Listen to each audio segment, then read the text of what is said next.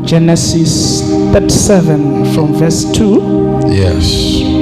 These are the generations of Jacob. Yes.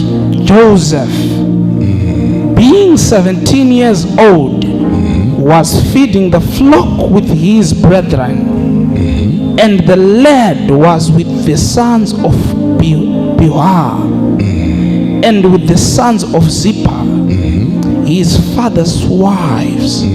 And Joseph brought unto his father their evil report.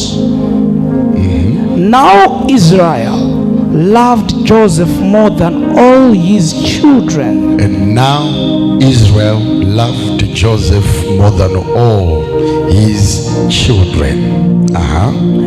Because he was the son of his old age. Because he was born at the latter time of his age. He was a son of his old age. He was a gift that came from God when he was old. And he made him a coat of many colors. And when his brethren saw that their father loved him more than all his brethren. Now there began a problem when the brothers discovered that the father loved Joseph more. A problem began, and let's hear the type of the problem that occurred after that. They hated him. And they hated him. And could not speak peaceably unto him. And Joseph dreamed a dream. Yes. And he told it his brethren. Yes. And they hated him yet the more. And he dreamed and he spoke about it, and they hated him more. I want you to jump. I know most of us, we all know about this dream. Jump. Let's get to Genesis chapter 42. Genesis chapter 42. Read verse 1 and verse 2, and then jump, read verse number 6. Verse 1. Now when Jacob saw that there was corn in Egypt, Right. Jacob said unto his sons, Why do ye look one upon another? Verse number 2. And he said, Behold, I have heard that there is corn in Egypt. Yes. Get you down thither, and buy us from thence, that we may live and not die. Yes. Verse number 6. Thank you. And Joseph was the governor over the land of Now Canaan. Joseph was the governor of the land. What a powerful scripture. Read again. And Joseph was the governor of the land. You have to remember that now Joseph was the governor of the land. And what land is that? Egypt. Egypt. Thank you. You can continue. And Joseph's brethren came, Right. and bowed down themselves before him with their faces on the earth. And that is what God is going to do for you. Yes. Just one more scripture, then we hear the word of God. Jump to Genesis 45. Enda pana Genesis 45. Verse 26. Verse number 26. Verse 26 from Genesis 45. And told him, saying, Joseph is yet alive, and he is governor over all the land of Egypt. Oh yes. Yeah. And Jacob's heart fainted, for he believed them not. Give me 27 again, verse 27. And they told him all the words of Joseph, which he had said unto them. And when he saw the wagons which Joseph had sent to carry him, the spirit of Jacob their father revived. Maybe let's add verse 28. Let's hear what Israel said when his spirit was revived. Verse 28. And Israel said, it is enough. Joseph, my son, is yet alive. I will go and see him before I die. Wow, lift up your right hand. Say, Lord Jesus, life belongs to me. In Jesus' name, amen. Show appreciation to God ipa chipo chokutenda kuna Mwari while we take our seats. tichitora zvigaro zvedu. Wow.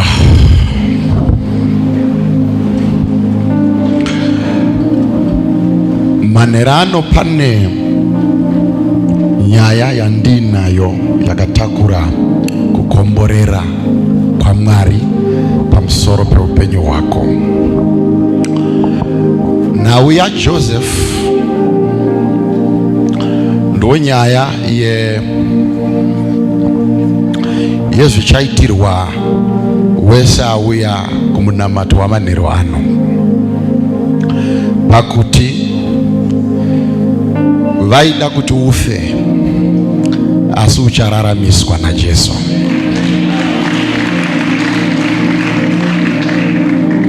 Mwari uchakusimudza manheru anasi.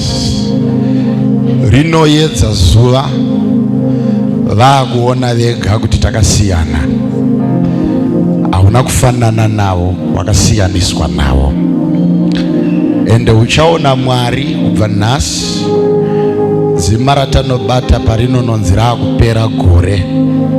Uchaona Mwari chete zuva nezuva achikuchengeta, achikusimbisa, achikusimudza. Joseph yatanga Bhaibheri richisanangura rudo rwaakapiwa nababa. Bhaibheri ndobva yatsanangura chikonzero baba vakamuda kudarika vamwe. Inoti Bhaibheri nekuti Joseph chibereko chaJacob chaakapiwa panguva dzoutana waJacob. For Jacob loved Joseph because he gave birth to him at his old age. Jacobo akada Josefa nekuti akamubara mumazuva eutana hwake. Izvozvo bedzi Jacob kuziva kuti ndakomborerwa panguva dzokuchembera. Bhaibheri rinoratidza kuti wakabatisisa chipo chakauya panguva dzokuchembera kwake chainzi Joseph. Ndokubva ada Joseph kupinda mamwe madzikoma nokuda kwekungoti wazvarwa panguva dzoutana hwake.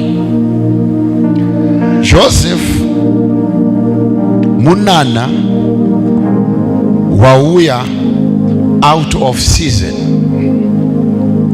Nguva dzokuchembera kwaJacob, Mwari ndokupa Jacob munana pakuchembera kwake.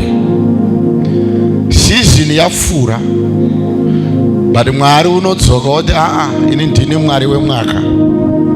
Unyangwe mwaka wako uchinzi wapfura, ndodangokupa 1 bedzi munana wauchafa wakabata. Kunyangwe vanhu vakati wachembera, vandoda kuukomborera wakachembera kudaro. Saka anouya Joseph panguva dzoutana. Toda kupadzokorodza uappreciate Joseph sokuappreciate kwako akaitwa nababa vake. Nguva dzokuchembera zaJacob, nguva Jacob dzaari kunzwa kuti mwaka wangu wapfuura, handichakodzere kuwana munana kunashe. Mwari anoti kwete, vanhu vanoti mwaka wapfuura andoda kutanga newe izvini usiri mumwaka kudaro. Nditi saka Jacob akabatisisa munana ndokuuda, achiziva kuti kuna Mwari anorangarira munhu asisiri mumwaka. He loved Joseph more because he gave birth to him at his old age. Akada Josefa kupfura vamwe nemhaka yekuti akamubara mumazuva outana hwake. Newe uri pano pamunamato wanhasi uri kuzozvara kunyange usiri mumwaka. Zvino tine vanhu vanoti vakatariswa nyika inoti hakuna chinobuda.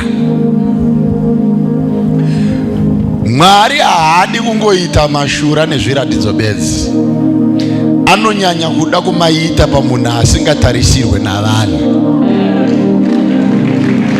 Right?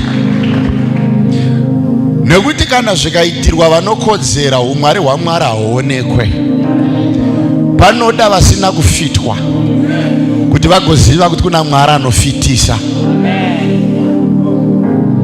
Posimudzwa vasingasimudzike vagoziva kuti kuna Mwari anosimudza. Ana Samero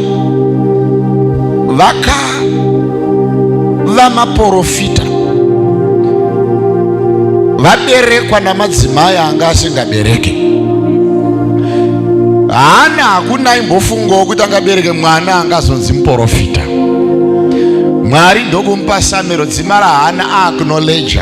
Unonzwa anoimba anoti Mwari unosimudza marombe kubva muguruva, umagadza vamwe chete namachinda. Uye manera ano ndozvawavinga bedzi izvozvo zvekuignaitwa, zvisimudzwa naJehovha mupenyu, ende uri kupagara bedzi panogara madzimambo nezita raJesu. Anopiwa mwana Joseph ndokubva adiwa, chaadirwa bedzi munana uri out of season. Ndava izvozvo zvokuti Mwari unopota achipa minana iri out of season hazvina kutanga pana Jacob. Zvakatanga kumutategurukadzi wavo wainzi Sara. Ashembera, yaashembere kubereka achabereka. Mwari wakadzosa muviri waSara dzima raamhandara ndokubata mwana panguva dzokuchembera kwake.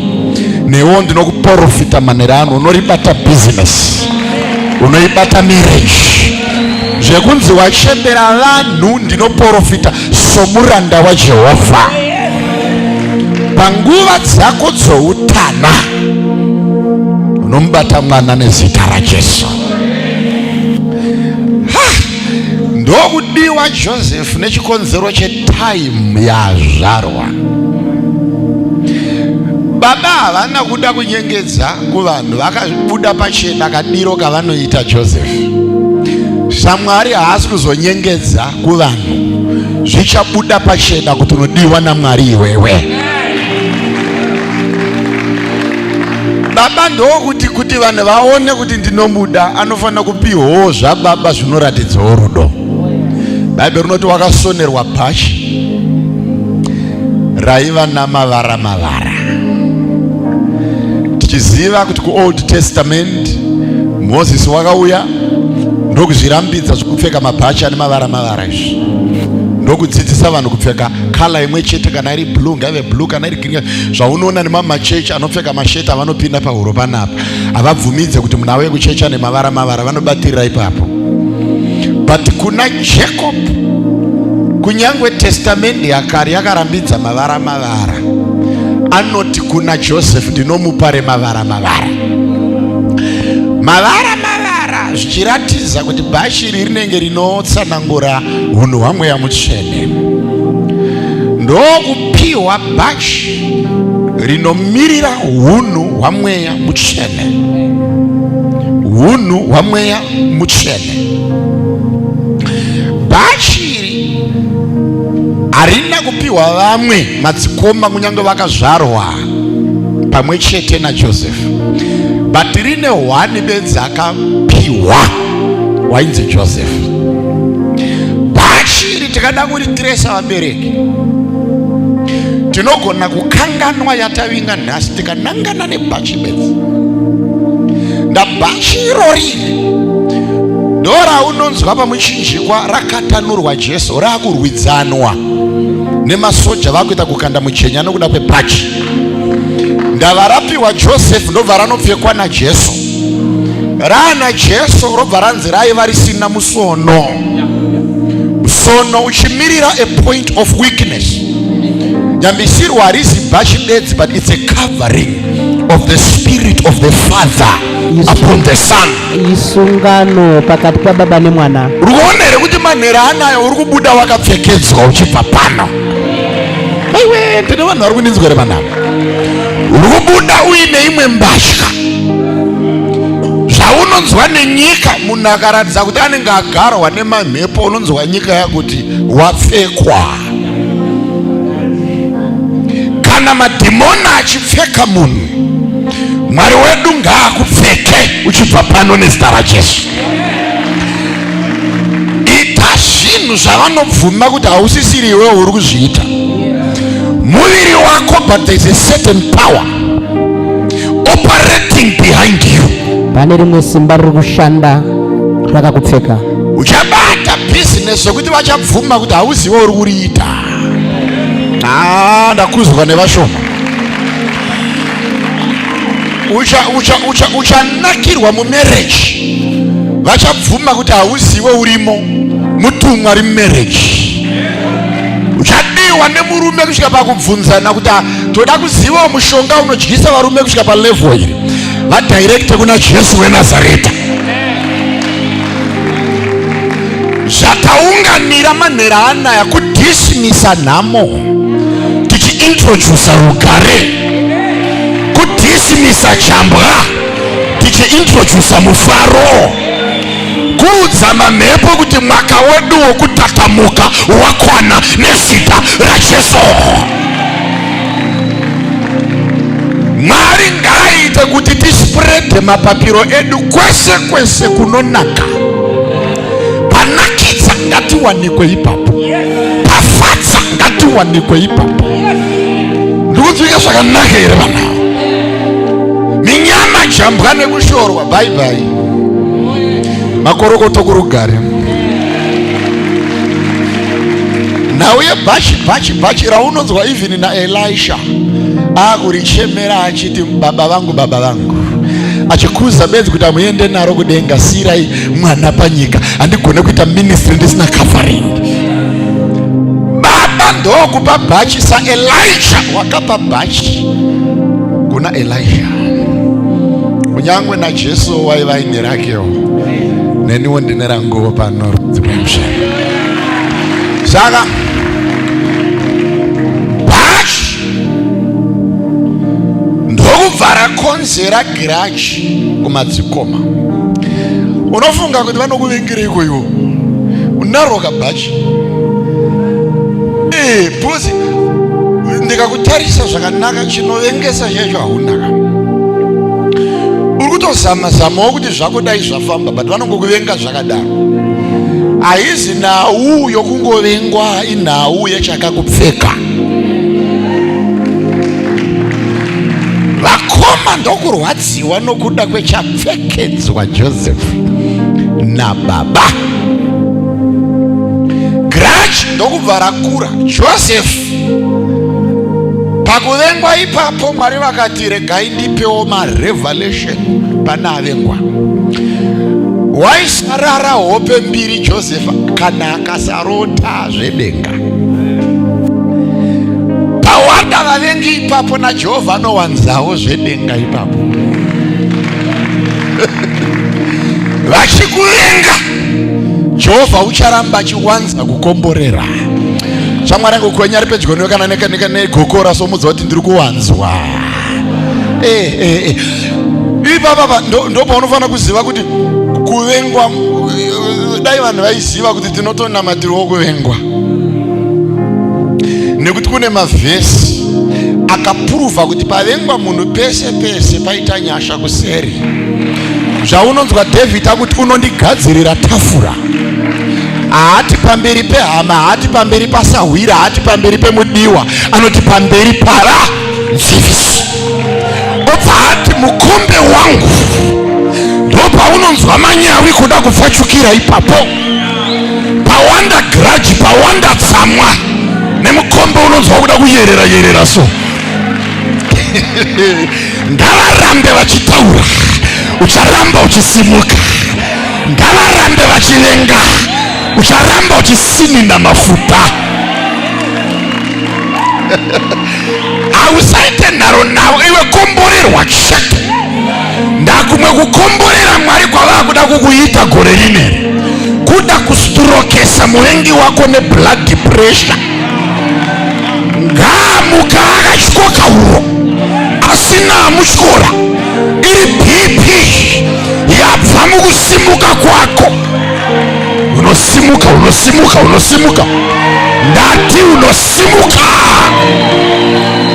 nezita raniko. Waita ako, tora nzvimbo yako, tora nzvimbo yako. Vanoramba vachingoshora, vanoramba vachingotaura, iwe unoramba uchingosimuka. Ende kusimuka kwako hakuna chibhubhubhu. Inyore nyore Zimbabwe Furnitures. Amen, amen, kana mai. Unongo chingosimuka slow but chi. Because ukasimuka fast, vaneso uroyuri fast. Ukasimuka nyore, vanenge vachingoti hakuna chiri kuitika. Vanopepuka wa mambo. Vanopepuka wa mambo. Vanopepuka wa mambo.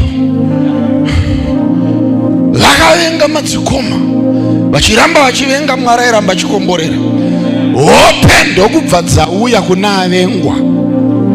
Mwari ndokuti chirega hako kuchema nokuda kwokuvengwa, ndakuda kukuratidza zvauchaguma wava iwe nyakuvengwa. Arere Joseph vamwe vachiridza ngonono. Mwari vakati haurare hope ugomuka usina uchedenga.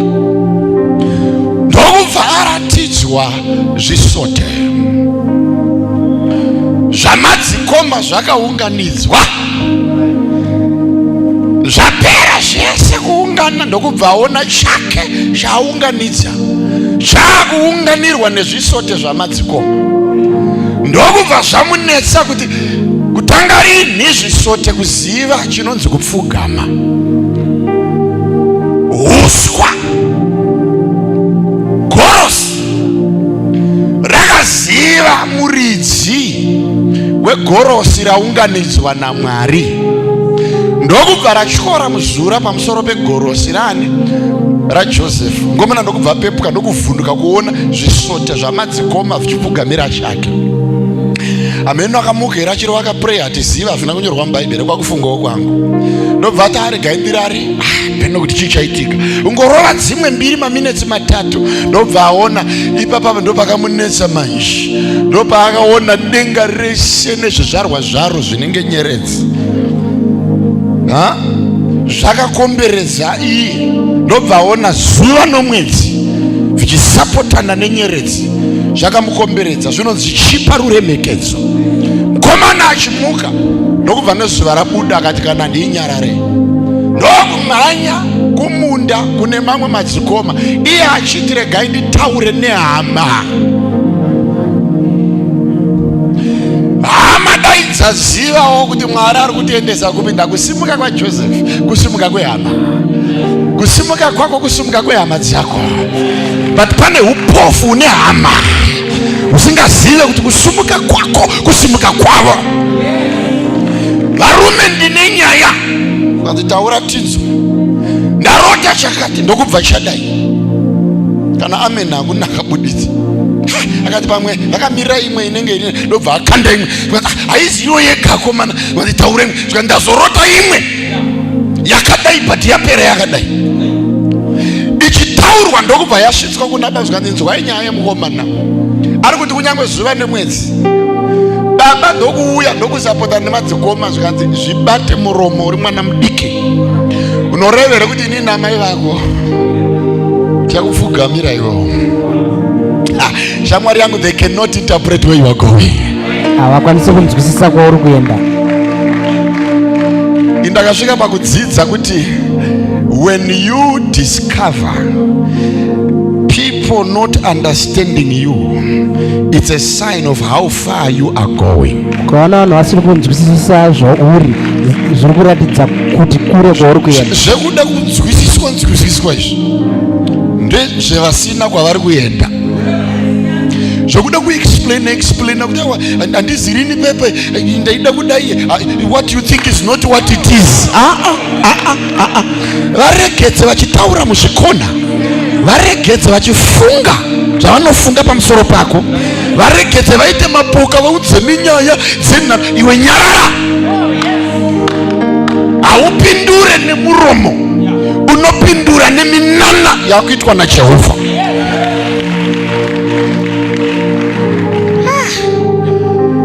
Kunanyangirwa naMwari nhasi, kunanyangirwa. Ndikuzvinzwa unoreva here kuti tichakupfugamira?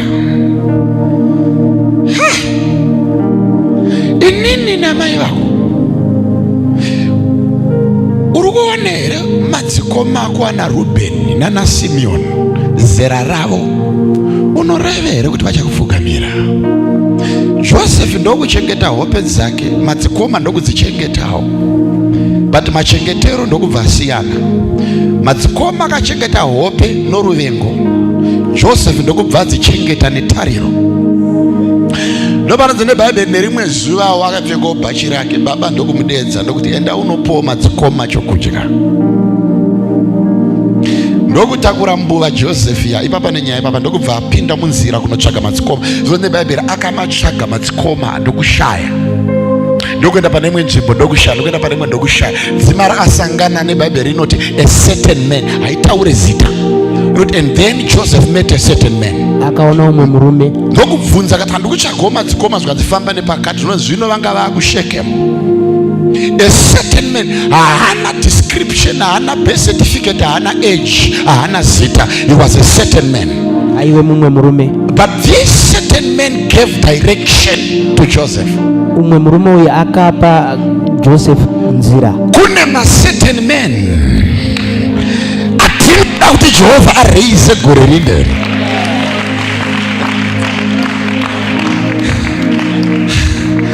Chinonzi vatumwa chiriko, ngirozi dziriko, certain men. Joseph ndokuchipiwa direction, ndokuenda ndokuvawana vakaungana vaine nzara. Iye achiti asvika pamadzikoma nyambisirwa dzatoo mhandu. Bhaibheri rinoti vakamuona ari kure, ndokurangana vakati hoyo muroti. Ndokuita meeting yavo pauri kuti uri kumhanyira anabi yako, nyamba vari meeting against you. Achimhanya akabata sadza kudai, nyamba vapedza meeting nemanotsi nemaminetsi anyorwa apera. Vabvumirana, mumwe ndokuti aiwaka kupedza hope idzi ngati tilene akarota. Zvikanzi ngati muurayi tigoona kuchaenda hope dzake. Pakabatwa nharo, dzima ramumwe ati kuuraya ndokudii naye varume, hatigone here kumutengesa. Achisvika Joseph, nyamba ari kusvika kuvanhu vapedza naye, ndokubatwa, ndokukandwa mugomba, ndobva atorerwa bhachi raakapiwa nababa, ndobva rabvarurwa, ndobva vatora ropa renhongo. Ukaverenga Bhaibheri ndokunyika muropa renhongo, ndobva variisa muchibepa mheno kana maoko kunoratidza baba kuti Joseph wamunodadi wafa. Hope ya baba, munana wenyu wamururama muchingopemberera wadi waparara. Pamakatarisa ipapo paenda. Imagine, ndopega pana baba pauri kuti ndapiwa munana ndiri chembere, but kune vamwe veukama veropa rimwe chete naye vari kurangana kubvisa tariro yababa panyika. Ndokukandwa mugomba, ndokubva atengeswa. Tinoiziva nyaya, ndokunopinda mumusha waPotifa. Uko kuna baba kuri kunzi Josefi wafa, nyambisirwa mupenyu, kuti baba vazive kuti mupenyu hakuna chaziva. Madzikoma bedzi ndeairamba achingoziva kuti aiwa mupenyu, but nekutendawo iwo madzikoma kuti achiri mupenyu, vakasvika pakutadza kutenda, vakasvika pakubvuma kuti wafa. ndamuishmaeri achimutenga. Muishmaeri wakamutengesawo ndokumupinza mumusha wa Potifari. Josefu nehope dzake dzokupfugamirwa ndokutanga kurarama life yaitenge iri opposite kune chaakarota. Hope dzake dzine chekuita nokupfugamirwa, but present predicament ine ugarden boy mukati. Mukomana wehufu but ane hope dzeumambo. Mukomana wesutugadzike but wakatakura hope dzeumambo. Usandijaje nanhasi wangu, ramba wakantarisa ndizi mudiki nezita raJesu. Waimhanya Josefu nezvikorobho but wakatakura Mwari mukuru kudarika chikorobho. Achipukuta pukuta bika sutugadzika chidiya chimhanya chidzura masora pamusha wa Potifari. Mahari makatakura Mwari mukuru. Ndoda kukuudza ugere ipapa uzi mudiki iwewe. Aiwa data uzi mudiki iwewe. Zvakaitika ndokuitika. Mukadzi wa Potifa Satani so ndiye watavinga manerana kuti aone Mwari pamukomana. Waiona murume pamukomana. Spirits of deviation ndokumuda Josefu, kwete nerudo rwehama asi nerudo rwomurume nomukadzi. Ndokuita zvaakaita Josefu. Now chandinodira Josefu muprofita, do you know kuti muprofita waJosefu hauzi pakunhonga mazita evanhu. Uri kugona kunyumwa kuziva kuti uyu haaziriye uyu ndiye chachiitwa chinoitwa apa pasvika papanosvika chachitaurwa kuko. Inonzi discernment of spirits. Nekuti Josefu paakatiza mukadzi wa Potifa, chaari kuramba haazi mukadzi ndaakazorora pamberi. Saka rekedza kufunga kuti Josefu waiva munhu wesimbi. Pamwe angatori wesi kudarika pakungonzwawo ungonzwawo.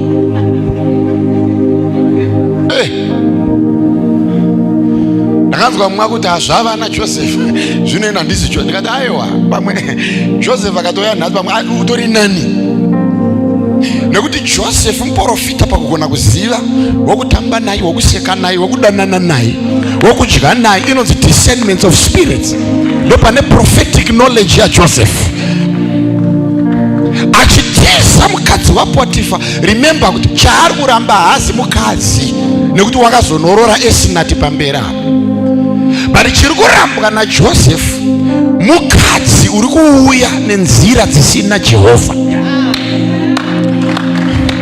Saka muprofita ari kugona kutireka provision yaMwari neprovision yaSatani. Shamwari dzabva kuna Mwari nedzabva kuna Satani. Kunyange zvikapenya, ndinoda kuziva kuti zvabva kupi.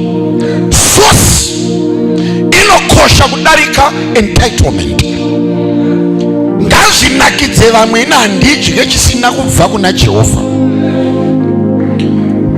Mukadzi wa Potifa waisava mukadzi.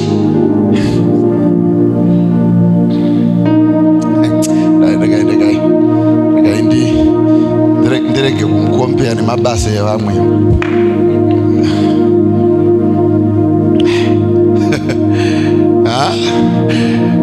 Rega nditaure mashoko anditi Potifa waisava mukadzi wegokwe. Uruninzwa? Mwete growth point mukati cha gandavaroi. Nongasiriwe ikoko ngamfananidzane mukadzi wachifika wogandavaroi. Wangari mukadzi waigeza nemvura inodziya. Wangari mukadzi waita akazora mafuta bedzi kumeso kudai ganda raishanduka, waitenge kacheche yachembere. Mukadzi waionekera, but Joseph akati provision ndiyo but the source haiziriyo. Halo? Ndino vanhu vararunidzwe pana. rega ndidzokorodze pamwe kuna achabatwa mangwana. Ndati provision ndiyo, but source haiziriyo. kwachiri kubva.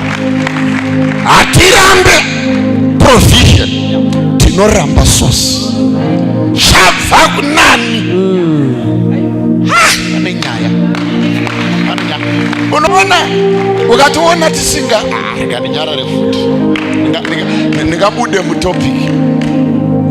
Bozi kune mumwe ka anoda kuprofitwa. Isi hatirambe kuprofitwa, tinoramba kwabva chiprofita. Murinzwa? N'anga inotopa vana.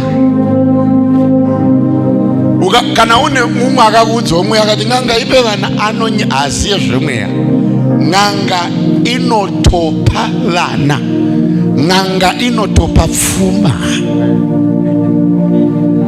Saka taungana vana vamwe tiri kuda dzimba, vamwe tiri kuda vana, but sei tisina kumhanya kugogodzera n'anga inozvigona. Zvatiri kuramba haisi provision yen'anga, but isosi yen'anga. Amene ndikutsanangura zvinobatika.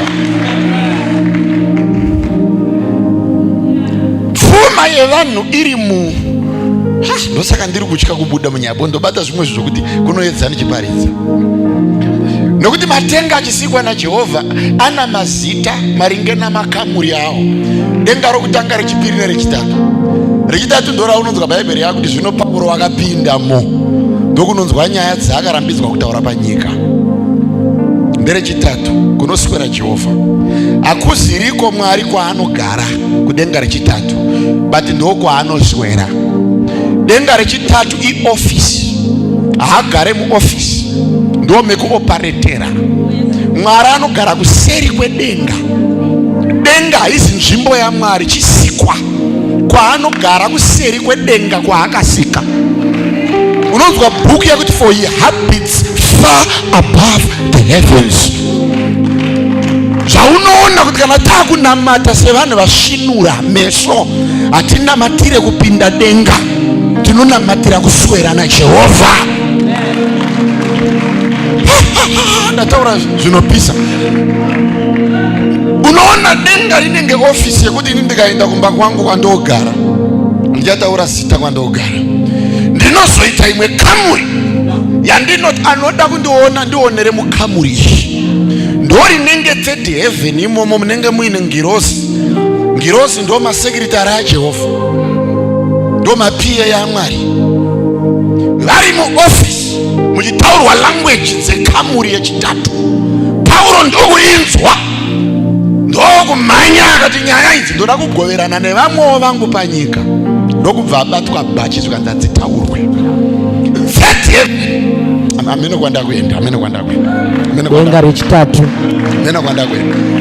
Third heaven. Denga rechitatu. Mu second heaven ndo realm yomweya, ndo makatakura reality yezvinhu zvapanyama. First heaven ndo kamuri yatinoti kasimudza meso tinoona nyeredzi, tinoona zuva, tinoona mwedzi. Ndo denga rekutanga. Kochiita rechipiri risingagone kusvika ziso remunhu rinonzi second heaven. Iroro ndiro injini yezvinoonekwa. Ndokunopiwa vana ikoko, ndokunopiwa dzimba ikoko, ndokunonaiswa mvura. Ndokwaunonzwa Mwari kuna Jobho dzinenge 38 dzaJobho dzaanoti kudai waiziva mirayiro yomweya, hawaiudza here mheni kuti rova pakati igoti ndiri pano shefu, ikumhanya kurova pawada. Inoudzirwa kupi mheni? Inoudzirwa mudenga rechipiri. Right? Saka zvese zvandiri kutsanangura izvi kuda kuonesa mumwe capacity yen'anga. N'anga ikanzi yapa munhu mwana, iri kumupa mwana nekuwana access ku second heaven, but access yacho iri kuwanikwa nenzira dzisina Mwari. Dzaunonzwa Bhaibheri yakuti kana pakati penyu pakava nevanotenda mukuhaka, vabvisei mutende raIsraeri, nekuti Jehovha haake. Kurunzi kwa haka kudi ndo yakazonzi nevanoita makompyuta hacking. Uri kupinda illegally into a certain source of internet. Ono access some files. But wapinda zviri illegal. Saka ndo basa reng'anga navarohi vanopinda illegally mu second realm. Vanobata vana vevanhu nedzimba dzevanhu. Maiwe, ndikuzika zvandikutaura pana. Saka ng'anga inopa vana, usanyeperwe, ng'anga inoprovida. But source ine kuhaka mukati. Gara pasi mujara. Ndikuzika zvandikutsanangurira pana. Saka iyo ng'anga ndo paunoti kana ukaenda kumba kweng'anga ukanoti ndiri kuda mwana, ndoda kutsanangura izvi andakutaura izvi ndakazvidzidziswa kunyange nababa vangu pamweya Prophet Emmanuel Makandiwa vakandifundisa zvandakutaura izvi. Vanoti baba, vanoti ukaenda kung'anga ukanoti ndiri kuda mwana, ng'anga iyoyo isati yakupa inotanga yapinda munyika yomweya yonocheka kuti akabata mwana wako ndiani. Ndava inoziva kuti munhu wese akapiwa mwana naMwari. Saka chairi kuita haisi kunocreata mwana munyowani, but rinotsvaga kwaakabatwa. Yopinda mumwe ndopaunonzwa kana dziri ndimi kana chiri chii iri kuglaita mumwe yakuda kusecha kuti ndiani akabata mwana wako. Now ikanobata akabata mwana, chechipiri yakuda kuziva rengi yaakabata mwana. Ane rengi here yadarika inini ari kuda kupa mwana uyu mwana wake. Kana akava nerengi iri pamusoro kudarika yeng'anga, anonegotiata neng'anga yakabata iyoyo kuti muri kumboda kuripwa nei kuti ndidzoke panyika ndiudze ari kuda mwana wamakabata akupe. Ndo anodzi masacrifices.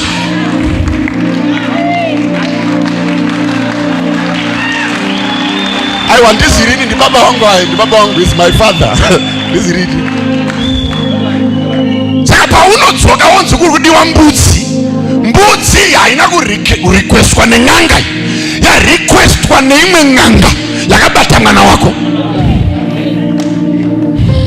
Gara pasi mujana. Ava tinoridambura joko iroro bedzi. Saka wadzoka panyika, wapa mbudzi yako, waita zvimamanzi 6, waona kanhumbuka yakakutanga kusimuka, wakutanga kuita mafetukuku padumba, wakushipa izi nyongo dzimara watonoti aiwa kamwana musikana kamwana mukomana, watooneka testimony svika pakuti wakutenda ng'anga kudarika Jehovha. But kuti uone kuti zviri temporary, haurambe une same source, nekuti ng'anga inosurvive mukupa but yobata muswe kuti urambe uchidzoka. Kusvikira Bible yati for the blessing of the Lord maketh rich, ndobva yati but it adds no. Zvoreva kuti the vice versa is true. Ukakomborerwa naSatani une soro yaunowedzerwawo pane chaakupa.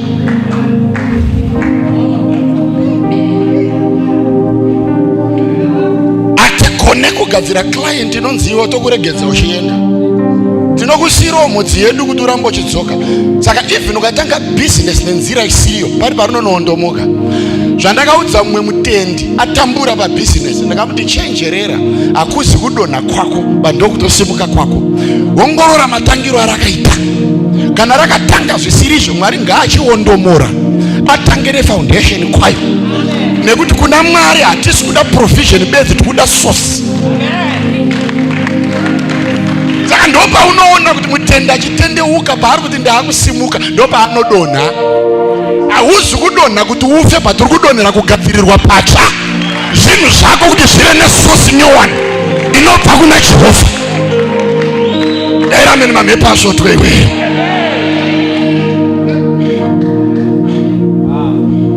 Meno kwandava, meno ndidzorewo kana koma kuti ase. Meno kwandava kurasika kwemunhu waMwari. Shati homiletics dzacho baba. Dzino apply kaseko homiletics dzacho. Meno ndimbori kuviwa.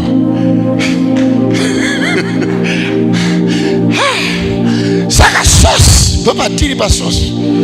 Source. Joseph pari kutiza Potifa, ari kutiza source kwete mukadzi. Anoziva kuti chabva muna Satani chiri kundibvisa panyasha dzaJehovha. Mukomana akati handigarire beauty, kunyange munhu akatsvukira ganda but kana asiri waJehovha. makumbo angu trena kura kuti kana uri munhu wemweya haikuna kutrena bedzi ndimi, trenawo netsoka idzi, nekuti zvimwe hazvidi ndimi, zvinoda kutomhanya kusimudza gumbo chairo uchitiza kubva panzvimbo inokubvisa pamunana. Zvaunonzwa Bhaibheri rakuti flee. Bhaibheri haisi kuti pray, iri kuti flee. Ndakuda onomax ready. Joseph ndokuziva kuti ava havana matirwe, vanotizwa. Ameno zvakaitwa nomukadzi waPotifa ndokubva akumbiro svutugadzika, ndokubva apfeko night dress na 12 o'clock kumasikati. Chandinodira Joseph anonyumwa kuti hembe dzapfekwa kuchipisa idzi hadzisi dzokurarisa here idzi, kunoka kudai go zvikanzi kamini meno kamini siketi here kana kuti kupinda ameno achipinda kudai wanei mukadzi washefu masikati bhatanenge akuda kutorara ndedzekurarisa. Kwakanaka here madhamu zvikadziswedera ako pedyo mwanangu, unofanira kunyumwa kubva kulangweji yacho so kuti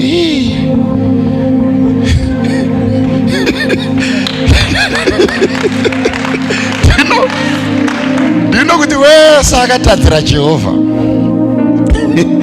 haana kubatwa maoko, kubatwa madhirezi, kumanikidzwa, kutamba kuita zvaakazoita. Ukavereka Bhaibheri yako inoti and Lot pitched his tent towards Sodom, but the next chapter unonzwa kuti and Lot was in Sodom. Wakabverenga unoiverenga kana wagumba.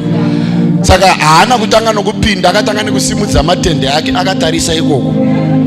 Saka zvinotangira ivhiri munegotiation, muchitaura nyaya so unozvinzwa kuti ndapicha matende, atarisa kuSodom manje matenda, unotozviona, unotozvinzwa kuti matenda angu atarisa kuSodom. Unozvinzwa iwo ndounozoramba uita nhara yako, but tende rakatarisa kuSodom. Ramba uchientertaina nyaya idzodzo, next verse yelife yako ichange yakuti zvino anga muSodom. Ndikutokudza. Saka Joseph akanyumwa kubva kulangweji yamaya kuti yazowanda tsitsi nhasi sei language. Ndishefuka.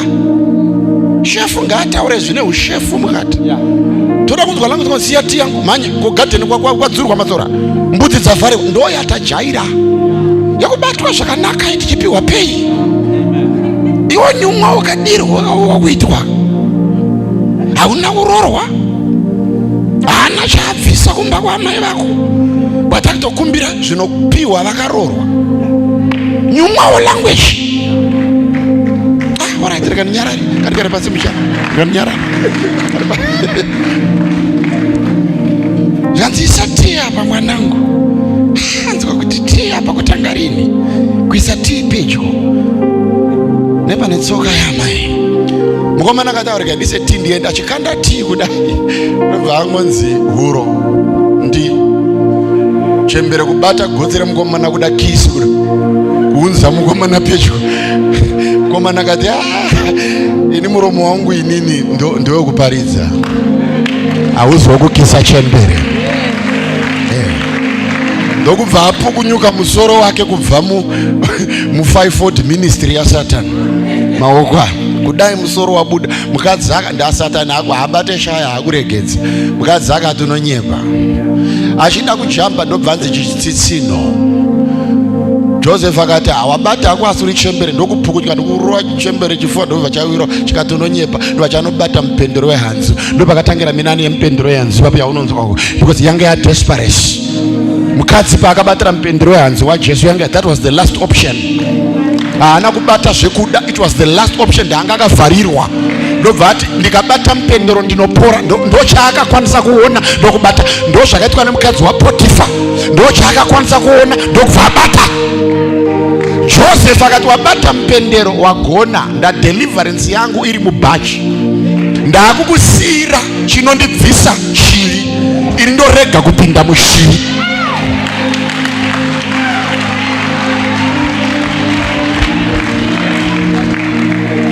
gara pasi nibaridze. Chisara nebhachi. Ndo basa rebhachi inenge hapiki. Basa rayo kuswera nepane china, ini ndosara ndakachena. Ndokubva akatanura bhachi, ndobva rasara maoko emuvengi. Mukomana akarova somersault, achibuda pawindo achipidiguka kuti zvaunoona kuti aizi nhau yendimi bedzi, tena nemakumbo, tena nemuviri, poto uchitiza zvakaipa. Ndokurova somersault, ndokupidiguka, ndokupukuta kamesa achitasa windo repfambi, akati Mwari andirwira.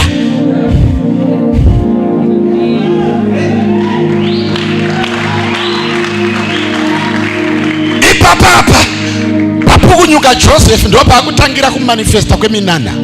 Munana wako hautange nhasi, uri kutanga dheira, uri kupukunyuka muchivi. Mukadzi ndokuronga zano zvikati ndinaro bhachi rimwe chete rakashandiswa seevidence kunzi wafa namadzikoma. Ndo bhachi rimwe chete rabatwa naPotifa, riri kushandiswa futi seevidence yokunzi wandibata chibharo. Mbatai ndokupinda mudorongo nawo. The moment yaakupinda mujeri, kuna anoona anoti zvino Joseph haachasimuka. Gambisirwa ndo paakuchisimuka ipapo. Pazvinenge zvaoma ndo pazvaakuda kuita. Pazvinenge zvakuita sezvapfidza ndo pazvaakuda kunakisa. Usachiregedza, usachisiye. Ndinari kunzwa here zano iri. Ukaona chakumukirwa rambo wakachijanya, ukaona vakukutiza ndo paunowanza munamato. Mujeri mukomana nyamba ndo paakunaka nyaya. Rendrota akupopotere from nowhere kana wausati wakuda kupiwa yako imba. Ukaona marende akuramba achikwira, istendi iri kushurwa. Ndakune rejection inofana kucreate direction. Kakurambwa kanokuisa mudirection. You are rising. You are rising. Joseph ndokubva akandwa mujeri.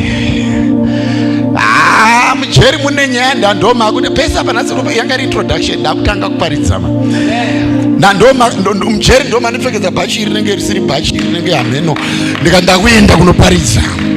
Mujeri ndamurima imomo, hamuna chokudya chakakwana, hamuna manutrients, hamuna vitamin E, hamuna vitamin C. Piwa shizha romuriwo chirumira nesadza. Yambisirwa Mwari ndo mava kuprepare the next governor. Ndo kuconnecta kuvarume vaviri vakashandira mambo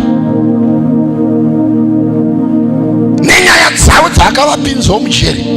Mwari akati ndakuda kusimudza wangu but ndinotanga nekucreate problem kuvanhu. Akasolva problem yevanhu ndokusimuka kwake. Your promotion is in your manifestation of your gift. Right? Saka Mwari create a deliberate situation yokuti chipo chako chionekwe. Varume ndokurota hope dzavakarota. Mumwe nomwe ndokubva audza hope kuna Joseph akadai kunyange ndisiri kuwana seed, rega ndiva minister vanhava ramangwana rizika. Hapazi pese panida seed, pamwe pacho seed kuti kutoita zvauri kuita izvozvo ndo seed. Ndobva atsanangurira wechingwa zvikanzi shamwari yangu wanyura. Wati waona chidi chinyobvurwa kanzi ndokunyura kao. Kanzi regai kudaro kai makaprofita zvakanaka nezoro makutanga profita kunyura kwangu. Wati watonyura kunyura. Mumwe akauya akataura zvewaini yekudi zvikanzi haiwo ndowapinda machena.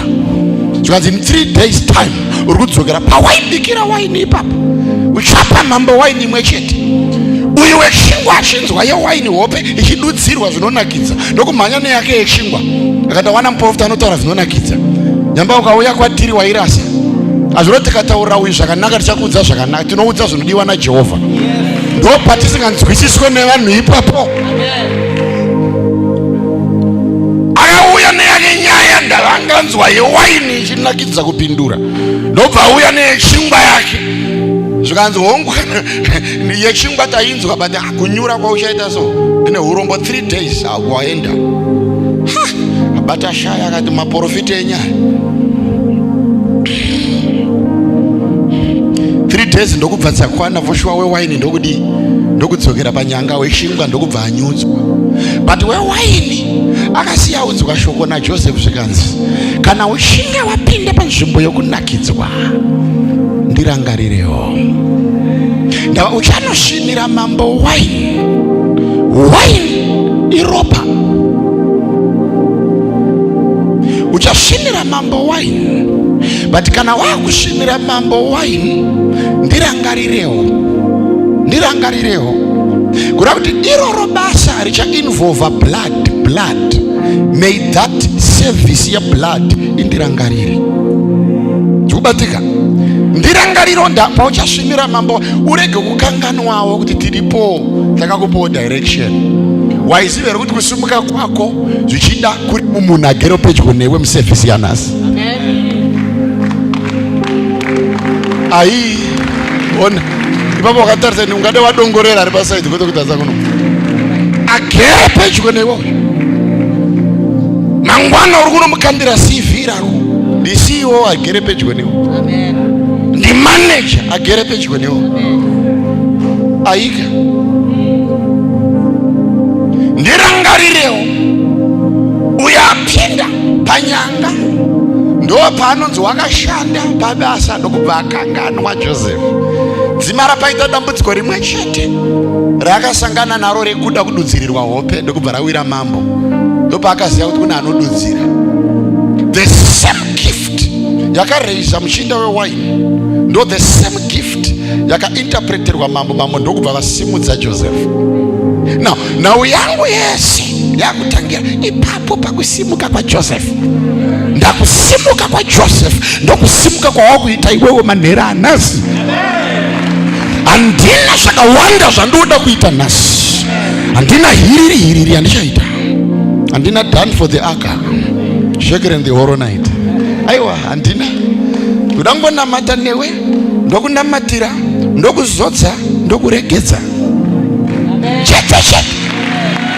tiri kufamba according to the instructions tiri kufamba maringe nemurayiro izvozvo bedzi zvaunonzwa Moses achiudzwa pane imwe nzvimbo naJehovha anonzi kana uchinge wamira pasuo redumba rokunamatira simudza maoko uti kuvanhu ava Mwari wakukomborerai ukadaro bedzi tendeuka uende ndandichatangira pawataura ipapo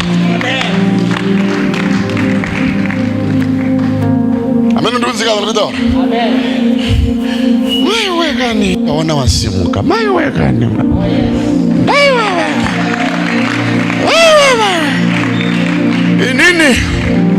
inini ndakatenda muna Mwari anoti kana achisimudza munhu asimudzwa wacho anooneka haaite wefijo zvekuti anokumuka asimuka zvinooneka kuti apa imbogarwa muchinyeda apa pakugarwa mu1 room ya2 ya3 zvayato 4 bedroom yatone parking kaimbai uyu ndege fia atoko kushando nemabhachi chato chirungu that was ndihere uya ndiye kuna Mwari anozviita rombe rinobva muguruva Mwari anokusimudza nezita raJesu ndosaka uchiona kuti every picture about my life handinyare kuriposta panga paFacebook panga pai ndiri kuti kuvanhu onai murege kuzoti mushonga zivai kwandakabva Mwari uyu akasimudza rombe rava pasi pemuhacha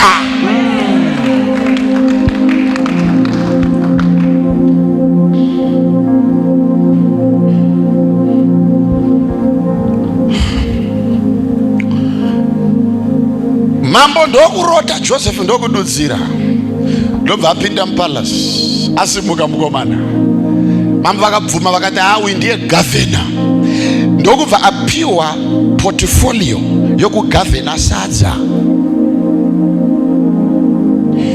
ipapo ndo panondinetsa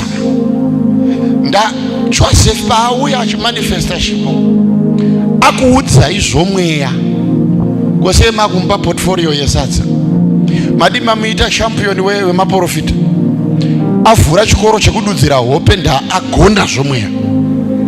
But unoziva here kuti your spiritual gift should earn you a material upliftment. Chipo chako chemweya chinofana kukupa zvinhu zvepanyama. Anzwika? Mwari paakakupa chomweya chipo haana kukupa kuti uzova captain wekupota uchinamata vanhu mugomo uite mbiri bedzi yekuticha vanhu zvinhu zvomweya 7 steps of speaking in tongues.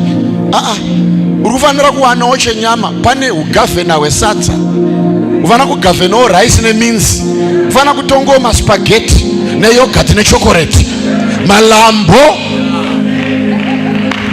ndikunzwika, kwete mastambo, ndati malambo. Nanzwika here zvakanaka, unofanira kutotsetsenura.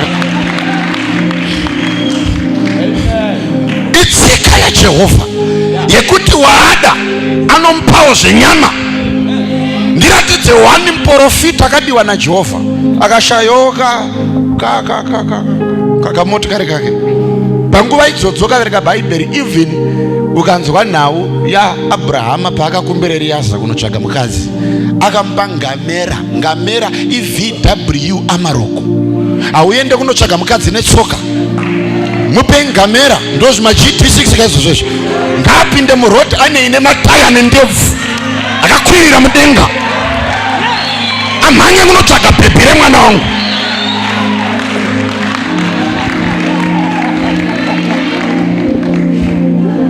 Amhanye kunotsvaga bhebhi remwana wangu, mupeiwo mafoti Amaroku, mafoti Ranger. Igore rako nezita raJesu. Ndati igore rako nezita raJesu. Aiwa rekanditi ndati igore rako iwewe. Manya unotsvaga driver's license, manya unoforera passport, tanga ka business uchibva panapa. Mwari wakucreata influence pamusoro pelife yako, wakuraiswa kudarika varoyi vekumusha. Uri kusimudzirwa madzikoma nevaning'ina nehanzvadzi dziri pasi.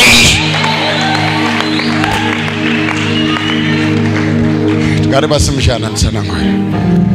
Uri kusimudzirwa vaning'ina vako, nekuda kwevaning'ina vako you are rising, nekuda kwamadzikoma ako you are rising, uri kusimuka, nekuda kwavabereki vako chikonzero uri kusimuka.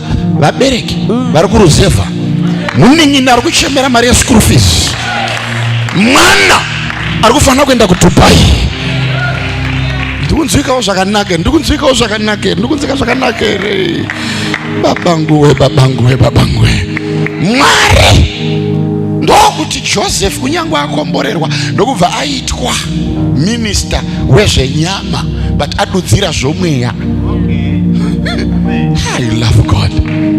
Ngaagavhene kuziva kuti hakuna munhu anotsanangura chemweya asingazive income and expenditure. Ukaona agona kutsanangura chemweya anogona bookkeeping munhu. Chipai zveaccounts, nekuti mukamupa zvendimi makuirasa kugona kutaura zvomweya anogonawo zvenyama. Hakuna munhu anoona Mwari anotadza kurima mombe, anotadza kurima nguruve, anotadza kurima huku.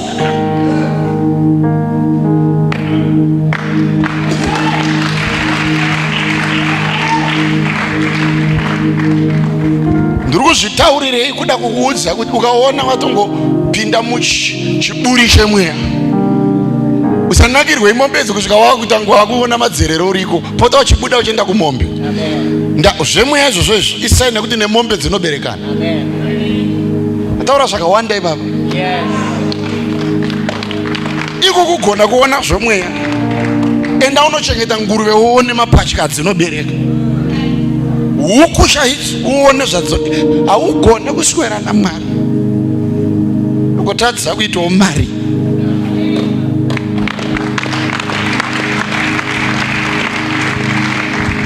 mufundisi, Jesu anga inei. Iwe vereka bhebheri rako. Kunyangwe Jesu anga asina bank account, but haaziri here wokuwanza shingwa. Akawanza ndimi. Akawanza ndimi here. Wakawanza shingwa. Ari munhu womweya, but anga na ability yekumultiplya zvenyama. Aiwa Jesu anga asina chainacho. Jesu raiva rombe, get away. Akakudza kuti raiva rombe ndiani?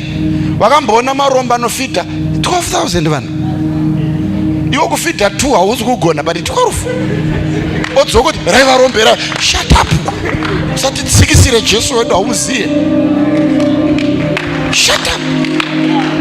Kuda kukwanisa yeurombe paisingakwane. Ugone kuita Mwari ugoshaya mari. Iri pano ndindadaro muranda waMwari.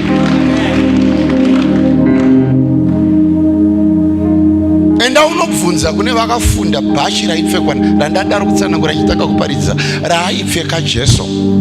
Bhaibheri rinoti raive risina musono. Ndiudze bhachi risina musono. Ibhachi ripi roro? Iteknipi iyoyo yokusona zvisina musono. Chasonwa sei chisina musono? Toda kuziya teknoloji iyoyo.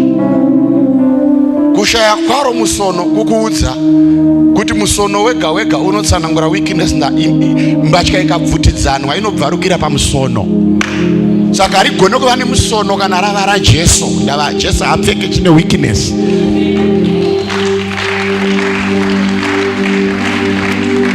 Number 2, araipfekwa nemunhu wese wese bhachi raipfekwa nevanoyera. Madzimambo ndo aipfeka mabhachi asina musono. No wonder why ari padanda zvinonzi vakaita makwikwi kukanda mijenya kubvutirana bhachi romuranda waMwari. Iwo ndudza kuti raiva rombe. Bhachi ifa akationa kuti rinobvutirana mwere rako bhachi rako kandori kuti Jesu raiva rombe rako. Vakarovana varume kukanda mujenya pakuda kuuraya Noa vachida bhachi. Raiva bhachi rakachipa. Newo haupfeke zvakachipa uchibva pana. Uri kupfeka zviri unique. Uri kupfeka zvichasiyaniswa. Uchagara mumba musina akambogara. Uchadya chisina akadya. Akomana ipapa bedzi kuonesana akagara sei pazvinhu zvenyama Joseph. Iye atsanangura zvemweya. 2025 harisi gore bedzi rekuramba richiti taona vision. Ndaona vatumwa 3, ngirozi 2. Takuda kutaura zvemamiliyoni 3. Ndashaya ndifunda nditsigira ipapo. Yeka.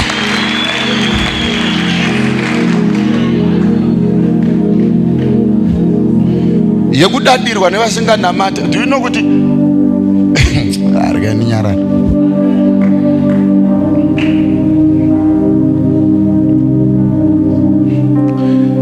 Unomuona asinganamati ari pamerekezo. Akawaridze nguruve, yemombe, yehwai, nemwe inenge shato yakangomonana ipapa. Iri nyama. Uone sadza racho raari kuoda kadiki diki nyama ngaiwanda. Zvaunobvuma kuti kundokudya nyama nesadza. But kunoita munhu abva kubreka mutsanyo nhasi ari kudzokera kusadza nenyama, kwete nyama nesadza, sadza nenyama. No. Uchibuda 31 days waona zvaMwari zvemweya, chenda unoona zvemari zvenyama. Zvemari zvenyama. Hai kaka.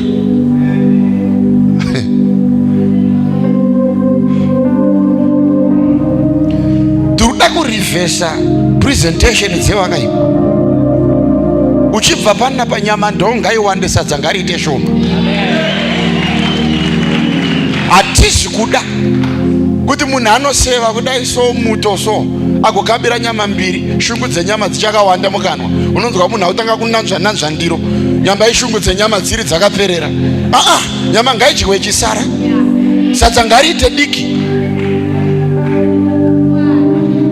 Inini handisi kumboparidza zvemweya, ndiri kuparidza zvenyama, nekuti Mwari ndo zvaada kukupa izvozvo.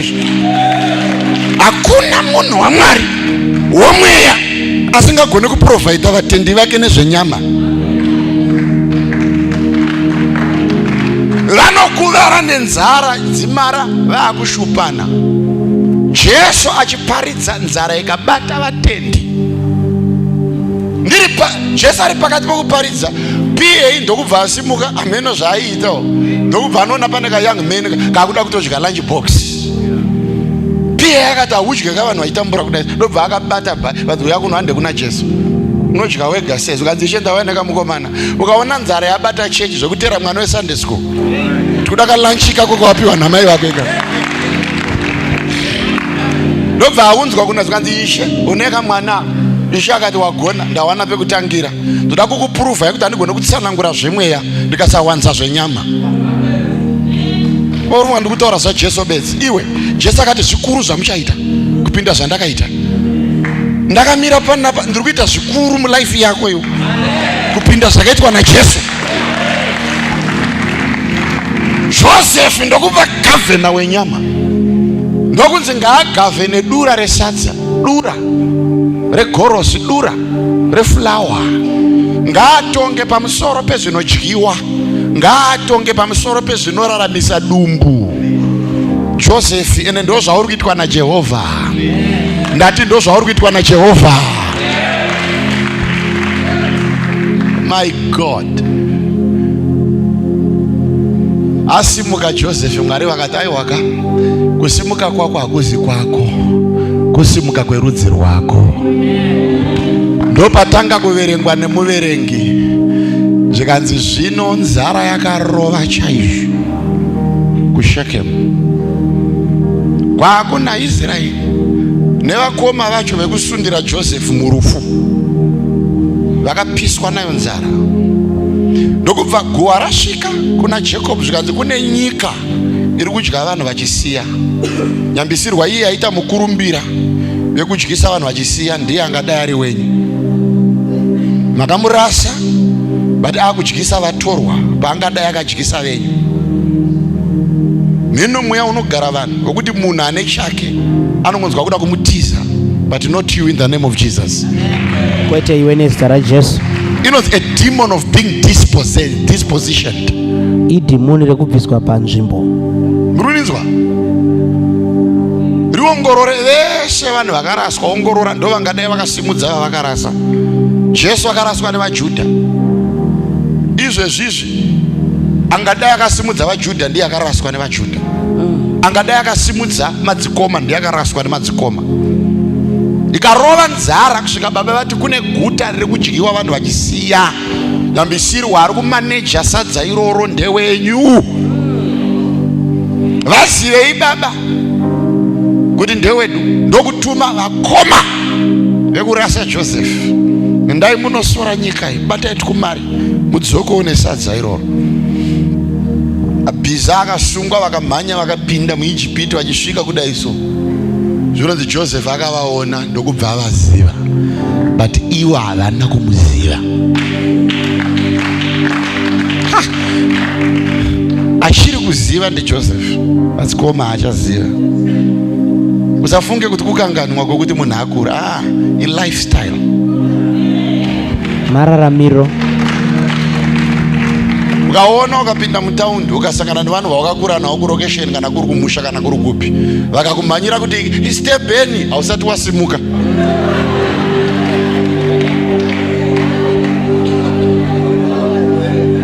Vanofana kukuiginwa zvokuti unofunga kuti vadada nyamba kukushaya. Unofana kupinda bhizi kutsanwa kuti ndini taritsanzeve, ndini mufunge hona yapwai. Vachiramba kuti hauziriwe ndinda wachinja kudai.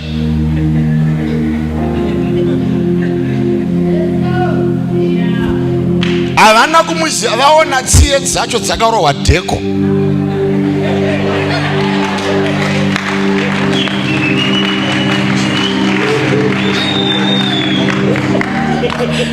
Ndakune lifestyle yekuti rekaninyara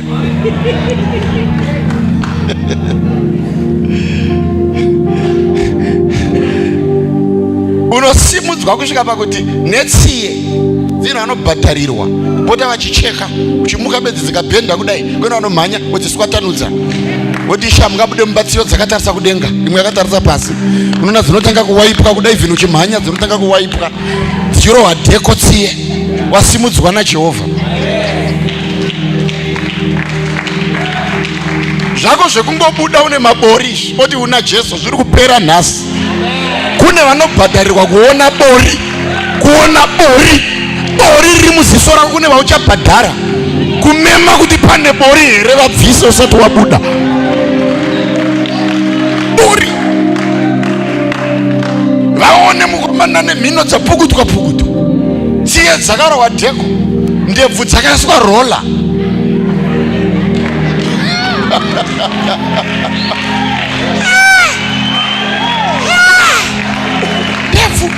Ndebvu dzine rola.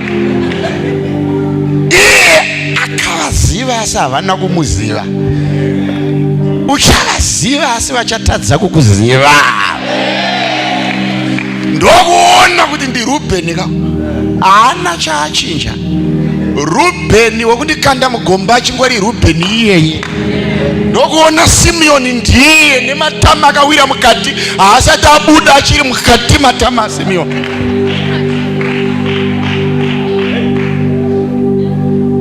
Joseph ndokubatikana nawo, ndokubva vabvunza mubvunzo. Wakavereka bhaibheri zvinonzi waisa 10 waibvunza zviri direct. Ukanzi baba vasara sei kwamabva, kutoti baba venyu vari kupi, vasara vari right here, vakomana vaone directness yacho. Zvikanzi variko, zvikanzi vapenyu, zvikanzi vapenyu, zvikanzi mava here nomuning'ina kuti pachanyepwa. Zvikanzi tinaye asara kumba anonzi Benji, kadikidikiso kanodiwa namudhara. Joseph ndokuti kwatoona Benji pandakabviswa pakatsivaniswa. Okay, pandoda kucheka vanhu ava kuti vakatendeuka here, vakugona here kuchengeta muning'ina wavo zvavakatadza kuita pandiri. Ndokubva vabata Simeoni zvikanzi iwewe takukubata, muda kuti vhara panapa, mauya muri vasori, matumwa nemhando dzedu kuda kuparadza nyika.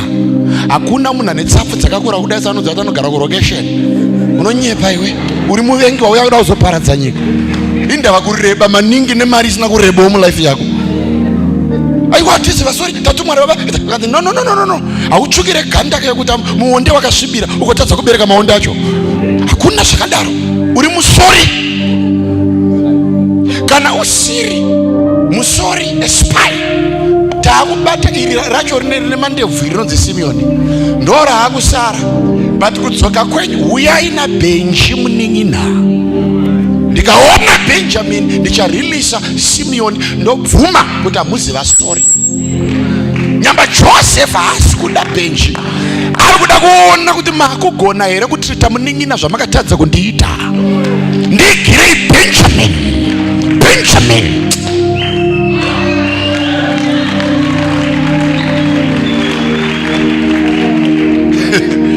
Ndokubva variliswa vakoma.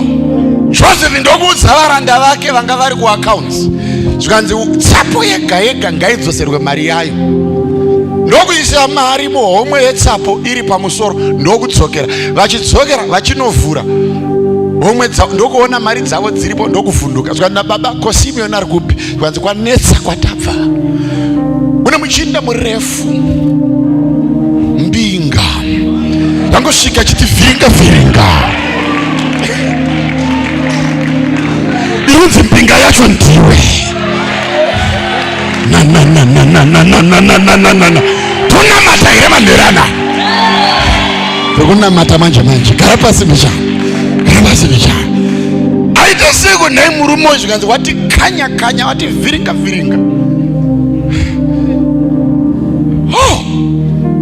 Saka Simeoni ari kupi? Zvikanzi asara. Ndosara kutaura kunoku, ndosara. Vanzi asarirei? Zvikanzi mukuru ngaatange kukumbira kuti ndiri kuda Benjamin. Ndobva baba wabata musoro vaitanga vachafenda. Zvikanzi mati ani? Zvikanzi Benji. Zvikanzi Naimi. Izvozvi ndiri kuchema ropa raJoseph. akatsakatika ndizive kwaakaenda nako. Munondiudza kuti nabhenji futi nhamo yangu inopera rini naye? Yambisirwa baba ndopa yakupera ipapa, ndopa yakupera nhamo ipapa. Panondinakidza havana kumhanya kudzokera nabhenji ipapo nekuda kwesadza, vakatanga varidya kusvika rapera, ndipo vakatanga kurangana rapera todii uko Simeoni akavharirwa ukaverenga. Usafunge kuti ukafirwa vanhu vachatadza kudya kudzimba dzavo. Nyika ino hakuna anokunzwira tsitsi zvokumhanya kuda kuzviexplaina. Ndakakwira ndiri nherera, baba vangu akashaya, mbuya vangu. Iwe vanhu vanongorwa maribs avo uri nherera kudaro. Ava vanotozokurangarira kana zvinhu zvavo maoko avo naidedzai nhingi. Simon aisakadzwa vachidya tsapo dzavabva nadzo kuja dzazopera. Vakati meeting todii? Zvikanzi hakuna kuzvokuita, totodzokera iko kakabva. Zvikanzi but kuri kunetsaka, kuri kuda bhenji. Svika baba vati hatina option, torai bhenji muende naye. Zvikanzi naRubheni ndinobheja neropa revana vangu. Akasadzoka Benjamin, urayai vakomana vangu vaviri. A repented brother akuziva kukosha kwomunin'ina.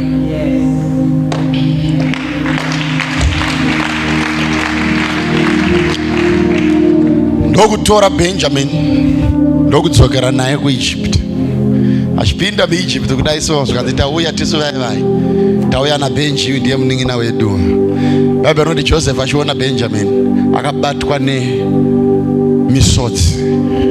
Semunhu mukuru haana kuzhambira pamberi pevatendi. Zvinonzi wakatsvaga kamuri ndokunozhamba ari imomo, ndokudedza vemakeup, ndokutanga kugadzira tsiye ndokudzokera, ndokutanga kunyemwerera.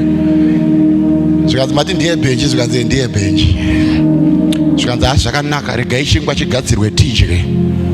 Bhaibheri chitaura pachena kuti zvaiyera kuti muHebheru adye nemuIjipita. Zvaiyera kuti muHebheru adye nemuIjipita, but zvakagoneka nokuda kwaJoseph akasimudzwa. Zvinoyera kuti murungu atambe nemwana wako ekwamurewa, but zvichagoneka nokuda kwako nezita raJesu. Kuona wako mwana achinzi best friend nemuChina, vaChina vachikumbira kutamba nemwana wako, kugogodzerwa pagedhi, kudedzai mwana wako tokuda ari murungu achikumbira presence yemwana wako. The devil is a liar. Isusu taiti tiri kurusefa tikaona murungu taiti taona muroi, but kwete kuvana vako nezita raJesu.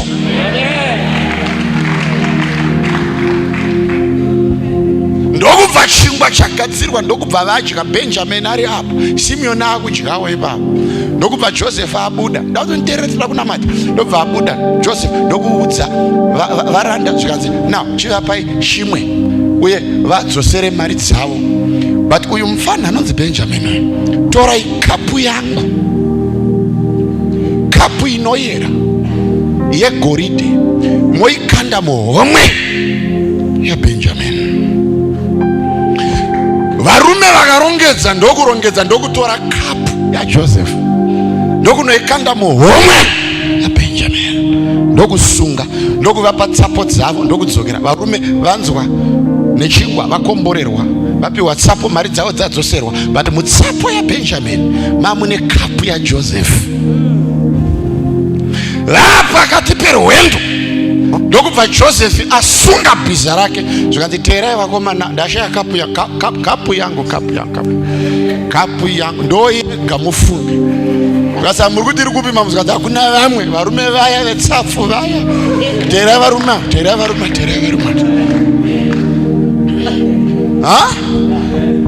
Vakomana vachiti takomborerwa, regai tidzokere kumusha, vakaona kurora nechekuseri kwegomo kwakanaka here.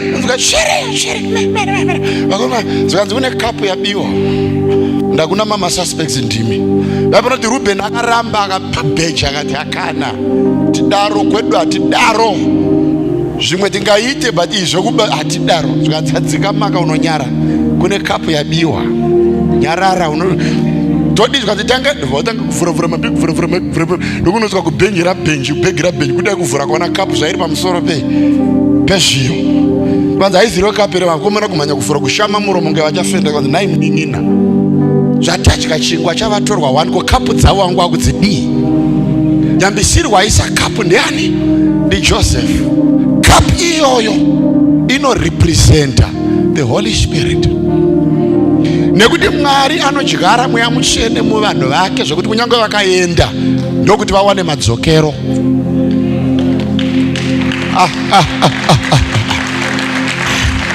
Right? Joseph aida Benjamin back, but tikamuregedza asina chedu kudzoka kwake kunonetsa. Zvaunoona technology iyoyo kunyange nemadhimoni vakaiemploya, inonzi a remote control technology. Ndinogona kukontrola TV ndigere pasofa 3 meters away, ndigotanga kuiudza zvandinoda pandisiri muTV. Ndinoda chiri muTV kuti chiende mune chimwe chiri muruoko rwangu. Saka Mwari ndiye akatanga nazvo, kunyange namamhepo futi ane chaanodyara muvanhu kuti kunyange vakafara vakadii, pane kadzokero kavanoita bedzi nekuti kumadyarwa mbeu yedu nemweya wetsvina. Saka Mwari unodyara chinhu mauri chokuti kunyange wakaipa kazama kudii, une madzokero bedzi aunoita kwaJehovha. Une chamwari ndochakunza pano manhero anaya, ichocho ndochatakutanga kushanda nacho. Kapu ndeyamambo zvikanzi ndiyo ngatidzokai akomana, rwendo rwafira pano, uyai kuno. Vabuda vachifara, vakudzoka zvino misoro yarembera kudai. Ndopanokuramba ndichidzokorodza nditi ukaona zvanyanya kuoma ndopazvakunyanya kuita. Ukanzwa ma-accusations akuwanda ndopazvakunyanya kuita ipapo. Vakadzoka varume vakabatwa maoko akasungwa nengetani vachipinda kudai, vanhu vachiti mbavha mbavha nyambaiwa. Ukaona Jesu akunzi mbavha mbavha aiwa kupona kwako, ndobva apinda kudai vakomana vachipinda. Zvinonzi Joseph achivaona vachidzoka, wana ndikababata ipapo handichamira kusvika takunamata. Zvinonzi wakachema. I remember scripture riri kuna Mark, not and Jesus wept. Ipfupi, and Jesus wept. Chachemedza Jesu Lazaro. Ari kuziva, indiri kufunga kuti Jesu haazi kuchema nekuda kwenhamo yaRazaro, kuchema kuziva munana waakupiwa Lazaro. Akaziva nekuti zvaakuda kuitirwa mukomana wezvinhu zvekuti kana iye achafenda, Mwari akatanga kunzwa emotion yaarida kuitirwa maari. Joseph akaziva emotion yavachada kuitirwa maari, ndokubva apinda mukamuri ndokuchema, ndokupukuta pukuta misodzi, ndokudzoka, ndokubva anomira pamberi pavo. Vakomana vari bhizi kukumbira nekudetemba, kutsvaga tsitsi kumunhu wavakamboramba. Tinzigurei ngoni, tinzigurei ngoni, ishe wedu, ishe wedu, ishe nhasi. Uri kuitwa ishe kudzinza rekwako, ndinoprofita nezita raJesu. Mambo, mambo, mambo, mambo. Mambo ndiye angari muranda nezuro. Ava mambo ndiye akakandwa mugomba nezuro. Ava mambo ndiye akanzi haasisiri mupenyu nyamba mupenyu. Joseph ndokubva amira, ndokubva vatarisa, ndokubva azvizarura kwavari. Zvikanzi madzikomangu, ndoda kuti muzive, sumudzai misoro, pukutai misodzi, ndokupukuta misodzi, ndokusumudza musoro. Zvikanzi ndini Joseph.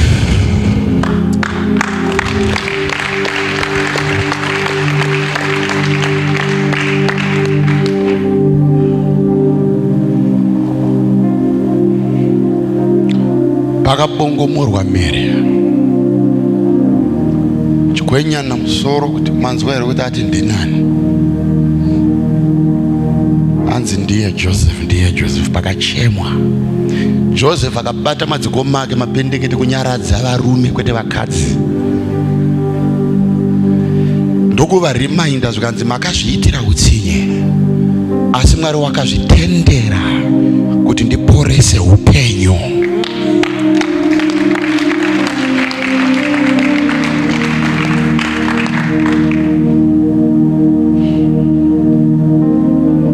endai munogeza kwesha imanga rugare rwauya manya bvise mabori ndokudedza vanorova dheko nzara neizwa pindai navo ndo maspa akaiwaya unofunga kuti kudada upenyu hwemari ndo zvauri kuitirwa nasha maspa kwete spa kune inonzi spa haizi supermarket haizi supermarket iyo spa vabatei nzara bvisai inongonai utema huri kuseri kwenzara magirizi nei zvakadaro haudye patebhuri yamambo une magirizi munzara zvaunonzwa even David akuchema achiti ndiani wanengaitirawo zvakanaka muimba yaSauro nokuda kwaJonathan. Ziba ndokuuya zvikanzi ariko asi chirema. Handisi kubvunza condition yemunhu, ndiri kubvunza status yemunhu. Ariko nekuda kwaSauro zvekunzi chirema ndine inazvo, but kana ari waSauro ndakuda kumuitira zvakanaka, kwete nokuda kwaSauro but nokuda kwaJonathan. Hausi kuitirwa zvakanaka nokuda kwaMwari asi nokuda kwaJesu. Ndataura zvakadzika ipapa. Ndataura zvakadzika ipapa. Chirema, chiri chirema kudaro, mupfekedzei isutu. Ngaauya achikamhina, ngaagare patafura yamadzimambo. Nekuti kana Mwari vakukureiza vanotanga nekuchinja appearance, material appearance. Vanongonei mazina aya zvese hapwa ngadzibviswe bvudzi. Ndandakuda kuvasimudza. Varume ndokugeza ndokugara patafura Joseph ndokutanga kutandara navo, achidyisa hama dzake dzakambomuramba. Ndozvataunganira pano, kupiwa simba rekunodyisa hama dzedu. Ndikunzika mushere. Vapedza kudya ndokubva Joseph vatanga kuvarongedzera tsapo kwadzo, kwete idzi kwadzo. Vana nyaya yangu ivapa ndatopedza so matsaga ndobva panzi zvino amuchatakura matsaga namadhongi enyu, takukupai ngoro dzeku isi hatiziva madhongi. Madhongi ndeye kwenyu kuShekemu, kuno kune ngoro kunyangwe dzese dziri mbiri ari mode of transport, but akatosiyana. Kune imwe inenge dhongi koita ngoro.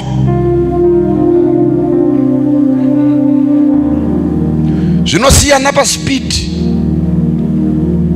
Ngoro ineka kumhanya ndava inosungwa nebhiza, dhongi rineka kunonoka ndava iyi dhongi. Saka kwenyu maita zvengoro, kuno kutunoita zvamabhiza. Torai ngoro ndokubva dzalairwa, ndobva dzatenga kupakirwa zvokudya, masutu nembatya zvikatsimbirirwa. Akomana Mwari zvaari kuitira mumwe munhu nhasi, kuita mupfunga, kutsindirwa. Ngoro dzikaita mudungwe ndobva kwadedzwa imwe yanga yakakura kudarika dzimwe, ndobva yamiswa zvanzi ndeyamudhara, ndeyababa, ndobva yapfokerwa zvinodiwa nababa, ndobva zvazadzwa imomo. Tapedza vati tinhai mabhiza muende, ndokudzokera. Topedza kuparidza. Vachidzokera zvinonzi Israeri wakaona vakomana kurova, akati zvichida vana vangu vaparara. But nerimwe zuva akamuka ndokunoona nyika ichisimuka guruva kudai, akati kwakanaka here kasi ndauya ndavingwawo here kupedziswa sezvaitwa vana vangu. Ndokutanga kuona mabhiza achiuya akatungamira nokudai nengoro, ndobva dzanomira pamberi pemusha waJacob.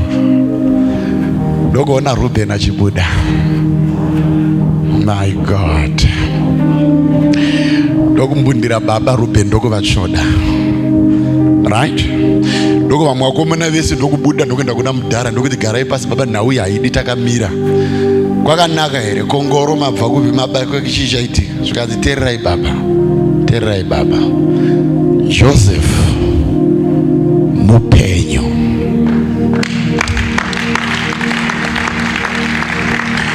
Pari kukurukurwa nhau yeupenyu hwekurarama kwaJoseph mumba. Bhuku inobuda pachena kuti Israeri wakaramba. Hamundiudze zvekurarama kwaJoseph waimbenge achinzi wafa. But kuna chino one chakaitwa. namadzikoma zvikanzi baba hatichada nharo ndazvokuramba tichingoparidzirana 7 ways to make money, 7 dimensions of getting revelation, 3 ways to prosper. Hatichada, takuda zvinobatika zvikanzi chingodai keteni nomunhu webedzi muone zviri panzara. Baba ndokudai keteni ndokuona zvinonzi vachiona ngoro dzaJosefa kwete dzavo vakariverenga, vachiona ngoro dzaJosefa zvinonzi mweya wababa wakarivhaivhika. Ndokubva, my God, ndokubva vataura shoko ravakati zvino ndabvuma kuti Josefa mwana wangu mupenyu. Zvoreva kuti chakarambwa naIsraeri ivhangeri ramazwi kuramba tichitsanangurira Jeremiah chapter 4 okorekta naActs chapter 2 zvoramba zvichinakidza achikochekirana mascriptures. But Jacob pakati kana vapedza kutsanangura ndiratidzeiwo ngoro dzacho, ndoda kuona zvinobatika pamusoro pezvamatsanangura.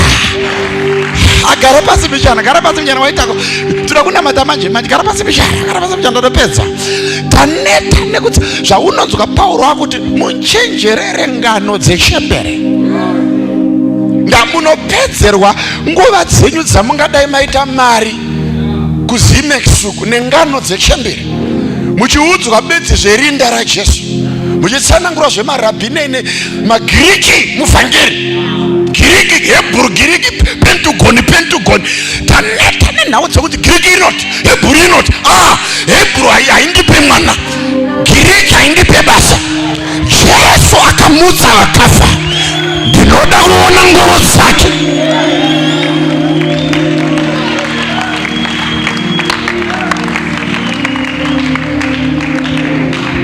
Inonetsa nyaya iyi vanhu vakaramba vachiti Giriki inoti, Hebrew inoti, hermeneutics, zvakazo.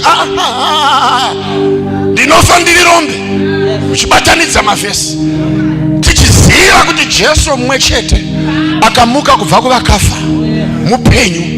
Kana ari mupenyu, ngoro dzake dziripi? Tiratidzeiwo ngoro dzaJosefa. Toda kuona evidence yekuti waimbenga achinzi wakafa ichokwadi asisiri murinda mupenyu. Kana mavana namai ndo zvataunganira manerana uno hauzi munamato kuti tashaya hope. Amwe tine mibhedha anotibvunza utano tisatarara, yatingadai tiri kuzvimonerera tiri ipapo, but tasiya mibhedha yakadaro nekuti tina Mwari anotipa evidence yemanifestation yake. Anotipa chiratidzo. Tanamata taneta, takwira mugomo taneta. Mwari uyu ngamboisa wakalambo pagedhe pangu apa. Mama. Na Jacob wakati achiona ngoro kwete kunzwa, akaona ngoro dzaJosefa zvinonzi mweya wake wakadzoka. Ndokutaura mazwi akati ichokwadi Josefa mwana wangu mupenyu. Ipapapa ndakatomira panapa ndozvatavinga panapa. Tauya kuzoactivata chipenyu kwete namazwi asi nokubatika kwacho chipenyu. Nonzika zvakanaka here panapa? Nonzika zvakanaka here panapa? Do you remember kuti kune pfambi mbiri dzakauya nemwana umwe chete mupenyu? Imwe pfambi ikati ndewangu, imwe pfambi ikati ndewangu. Solomon akati hainetse tibebanga tigovanise vana. Muridzi wemwana akachema akati kwete, wangu hafe, zviri nani kumupa kune iye ari kuti ndewake. Ndava chipenyu ndechangu, handigamuchire chakafa. Even tikanegotiata sei handidi chakafa nahandizvare chakafa, handiite bhizinesi rakafa. Zviri nani kuriruza asi riri ripenyu pana kupiwa chakafa.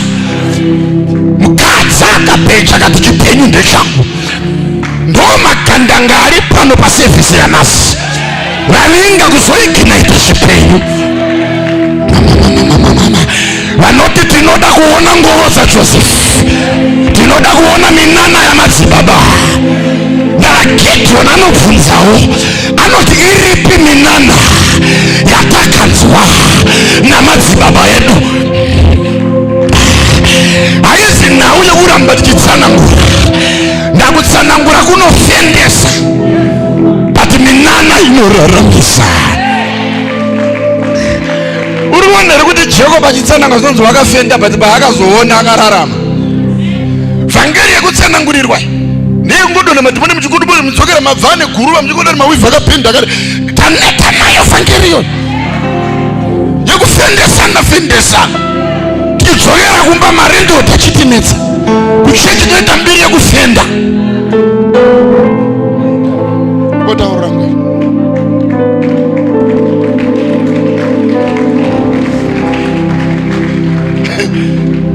Kubata munhu musoro afenda.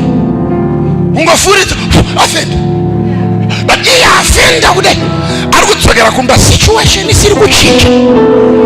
Why ndavavhangeri yokufendesa kunyangwe yakanaka inoda imwe inowedzera pamusoro pezvekufendesana yekunongedzerana ngoro, yekunongedzerana evidence, yekubvisa vana vevanhu munhamo, yekuvadzura kubva murokesheni uchivakanda kunotonhorera. Ndikunzwika zvakanaka here manerana? Ene ndo vhangeri yatinayo nhasi. Ivhangeri yekutapudza marombe pakati pedu, ivhangeri yekuwedzerwa influence, ivhangeri yekuinkriswa naJehovha. Aiwa, ndiri kutozvinzwa kuti muvengi ari kutorwadziwa ipo panapa. Muvengi wanzwa nokufinyama kumeso. Ndava levo rekubata mari rauchabva panowanaro richavhundutsa vavengi vako. Haisi nhau yekutaura zvemari, yanhau yokubata mari. Ndinana rukuninzwa here panapa. Haisi nhau yekutaura pamusoro pemarriage, yanhau yokupinda marriage macho.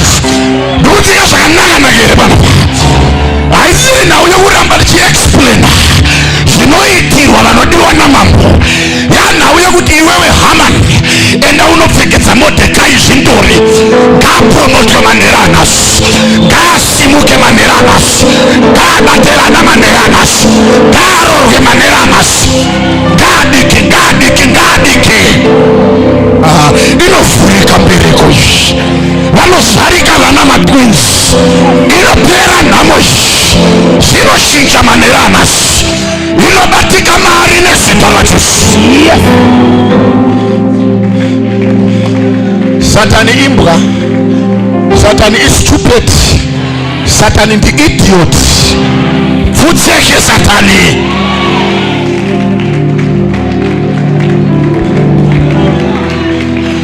Atidi kuswerera mafiti kuku asina mafuta, miriwo isina mafuta, makabeja asina mafuta. Satani uri stupid.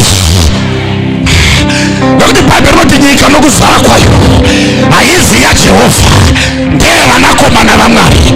Goridhe ndeye vanakomana vaMwari, diamond ndeye vanakomana vaMwari. Zvikona zvamaservice station nepane nyika inobereka ndepako. Hauna kuninzwa ndati ndepako. Hauna kuninzwa ndati ndepako. Urikubva pa-night of influence and relief. Kakontrakti kako uchifonerwa uchinzi zvino kazosainwa, uyautore mapepa ako ane miriyoni, uyautore mari yako. Ndati mari yako vakaibata muna 2024 yakuregedzwa muna 2025. Waindavapedze pane number 5 panotsanangura abundant grace. Ndosaka kunyangwe David aenda kunokonfranta Goliath wakatakura matombo 5 ndavanotsanangura grace. Wakaziva kuti nenyasha taakudonodza mhandu yezinza, taakutanga a new generation yekukapanura ana Goliath yenhamo, ana Goliath vekusodza, ana Goliath vezvikwereti, ana Goliath vekusarorwa, ana Goliath vekusabata mari. Vana baba nana mai manheranas, do not declare the coming of a new season. Welcome to 2025. Mwaka we-influence, mwaka we-relief, mwaka we-increase, mwaka we-abundance. abundance, mwaka wa dominion, mwaka wa excellence, mwaka wa revival, mwaka wa restoration, mwaka wa increase, shining light.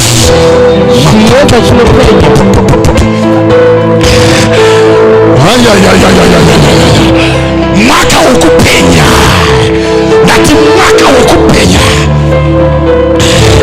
Ngoro za Joseph, ngoro za Joseph wamaita adereke takumpa ngoro zake nasi wakumana ndikunzigere mwewe wamaita abate mari takumpa ngoro zake nasi wamaita anano muda unokuprofita umire ikokoko korena alitere mwanasikana usina kufeka voiri kumeso nekauni jena vaikuvenga ilalavo vovachatapa masteps pamuchato wako nekutoudza nezita rajesu vaita urorwi vovachapika pamuchato wako. Ndinoprofita somuranda waJehovha, nhamo yako nhasi yapera, dzinza rako rarangarirwa, wakupiwa pako pekuvaka musha, wakupiwa pako pekugara, wakupiwa pako pekumira. You are no longer a destitute. The chariots of Joseph, the chariots of Joseph, the chariots of Joseph, the chariots of Joseph, the chariots of Joseph.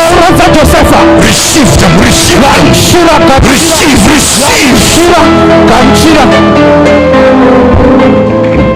Panowanda rima baba ndo panowanda minana. Paunotizwa nevanhu ndopakuuya minana. Unaona wakuita ngoro rejectwa. Pururudza.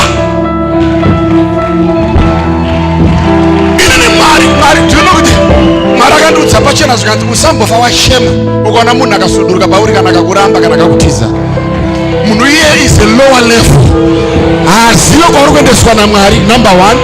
Number 2, haaqualify munhaka yawakuendeswa naMwari. Dara wese nemweya wawinawo anofanira kuziva kwauri kuenda, oziva mhando yemunhu wauri. Ndikutsvika zvandikutaurira pano. Inini somuranda waJehovha ndapamwe pacho hapadi Mwari pakuda inini kutaura. Aiwa kandikutokuudza anoitiki dziri patiri ndedzana naElijah, adzidzi dzokukumbira Mwari ndedzekuudza vanhu zvinodiwa naMwari.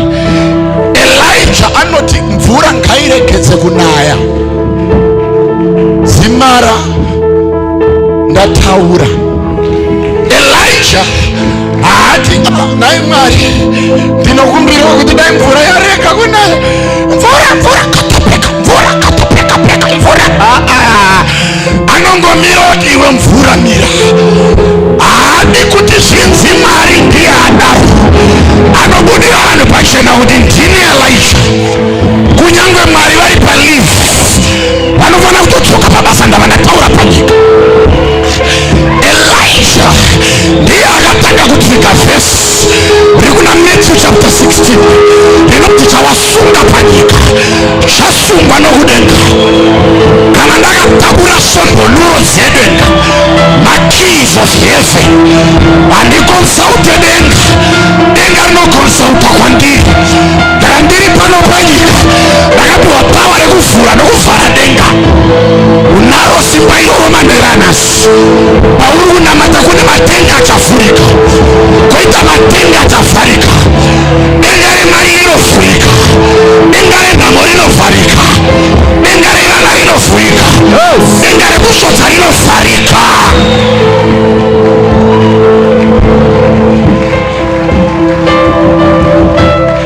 Mwari ngaandipowo nyasha manerano dzekureisa mamiliyonera, dzekureisa machampions, dzekureisa vakadzi vachanakirwa nemarriage kwete zvekutamba, vakadzi vachakufidza nerudo, vachatsvuka kusvika kuti zvakwata.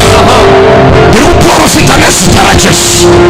Mwari ngaandipowo nyasha manerana dzekusimudza rombe kubva mukurura rikogarawo pamadzishe namachinda, rombe rinoendawo Venezuela, rombe rinotongowo America, rombe rinoendawo Honolulu. Ndiri kuzviva zvakanaka here pano. Ndiri kuda Mwari andipowo nyasha maneranhasi.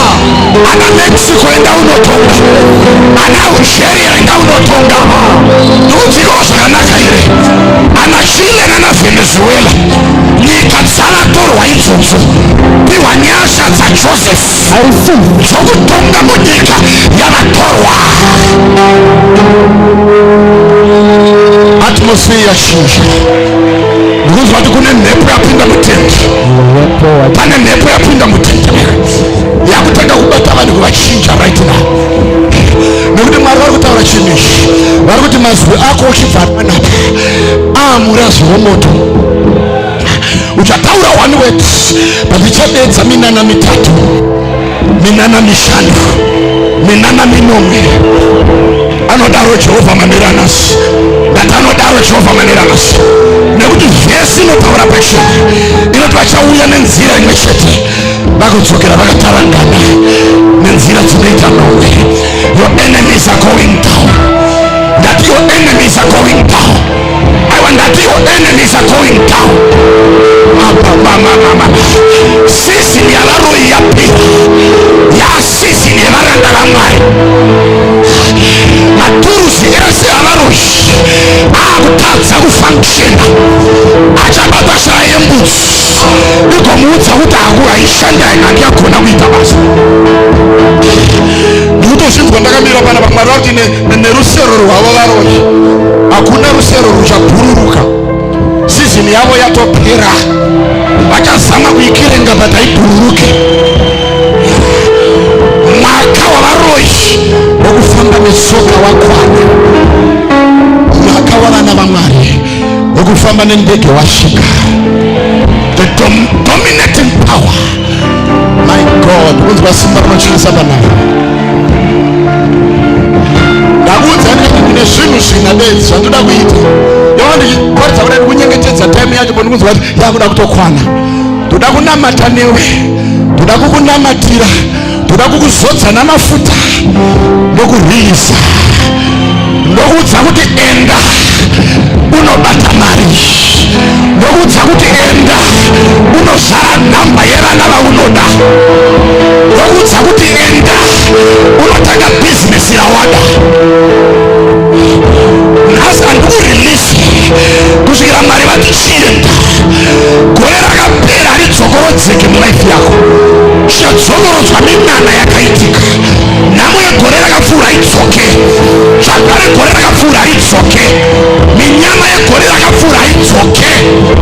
I see you rising.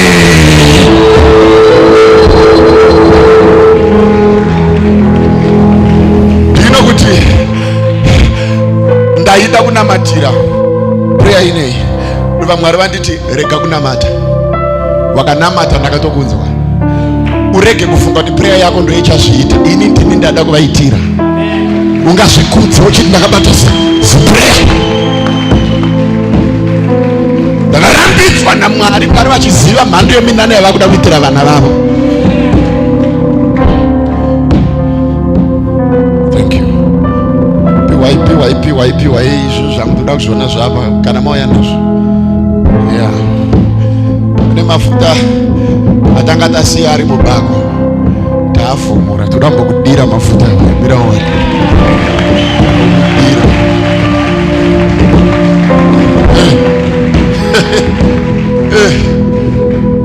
The anointing to go and break every yoke of bondage. Zozo ichapfura majoko ose ehuranda. Ukaona uri munhu waMwari uchirambidzwa naMwari kunzereka kunamatira nyaya iyi, kuudzwa naMwari kunzi usaite makwikwi neni, ungazoda kufamba uchinzi wakabata zipureya vanhu vakasimuka. Haizina uye zipureya ramoto wacho ndiMwari akuda. Amen. NdiMwari even ukaitirwa minana uri ikoko usati ndimoto wacho, vaudze kuti Mwari ndiye akangondidawo musuya. Hazvina moto wacho mukati, hazvina maimufundisi, hazvina heaven life, zvina Jesu mukati. Jesu ndiye kurangarira nhasi. And you are going to be amazed today by the nature of quality life that is going to follow you. Uchaona tsitsi dzaMwari dzichaungana even nemhando yesofa rauchagara, mhando yemota uchafamba nayo, mhando yemukadzi waucharora. Kurora bebi kwete mukadzi.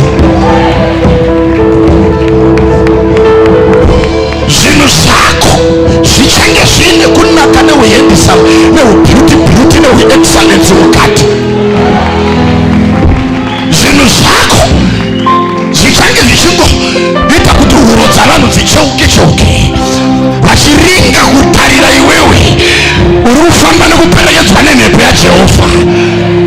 My God, ndaona masinguru mata apfimbwa achipinda marriage. Masinguru mata mukana wenye wauya. Singuru mata woye. Ndaona rapinda marriage singuru mata hiyo. Nokuti kazakanakere vanapa. Mwari kuti ndiri kudurura nyasha dzekupfekedzwa maringi muchigunwe, dzekukiswa matama nemurume wako. Mwari kuti ndiri kudurura nyasha dzekurora 8 hours usiku wakampundirwa nemurume akarora. Mwari kuti ndiri kubvisa zviguri nefeki mulaifu yako. Mukomana feki Mwari anoti ndakubvisa. Anowanza nyaya asingatiratidze ngoro dzaJoseph. Ingora I love you, ingora I care about you. Hey, I can go to the moon for you. Get away maneranas. Kana uri wenyaya chibva ipapo Mwari wakuisa anoratidza ngoro dzaJoseph. Amai wekani, mai wekani. Ende vamwe venyu vanapa mugone kuramba zvisingadiwe naMwari. Mune weakness yekuti kezekeze yes, kezekeze yes. Saka Mwari andopinda basa rekuti urambwe, ndakuramba ugone. Ende ndo zvatiri kutokumbira Mwari kana achimaintaina kamunhu kasiriko, akamurambe kamunhu ikako, achibva pari panga ndorambwa, uchibva pano enda unorambwa. Enda unorambwa. Ukaona warambwa, ukavaudza kuti une muprofita akandirambisa. Akarambiswa nemuprofita. Andiudza kuti haaziri enda wako gore rine anopisa, dumbu ramai rinofukidzika. Gore rine wako iwe. Kusvika riniko uri ungoona nekulaika maposti evamwe ane zvipakati zvakanzi Rora Day. Kusvika rini? No. Kwete. No.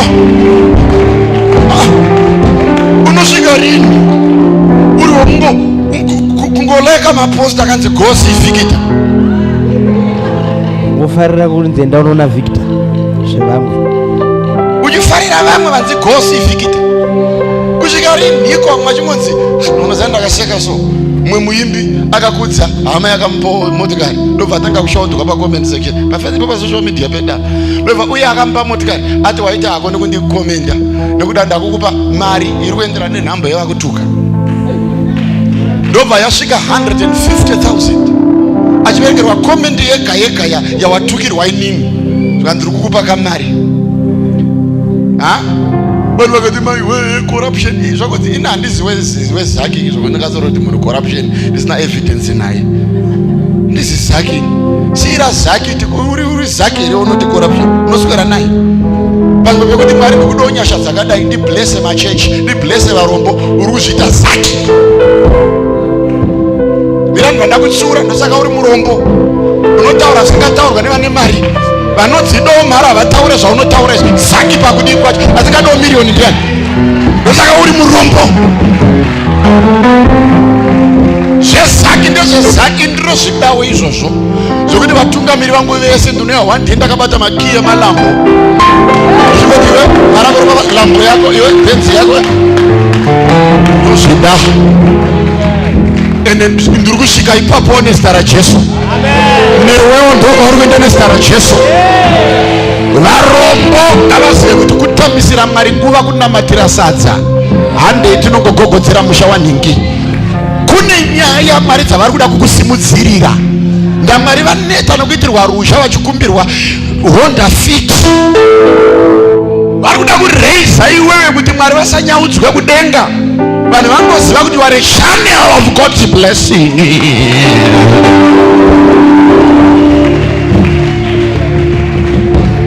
Kuda kunamata. Saka yatotanga process ndakutanga kunamata newe izvozvo. Ndakutotanga kunamata newe. Ndakudzokorodza nyarara. Ukaona munhu aita tumari twakadi, kana usina evidence nyarara. Nekuti ukazviramba upotse potse uri kuramba mari zvarida kukuitisa.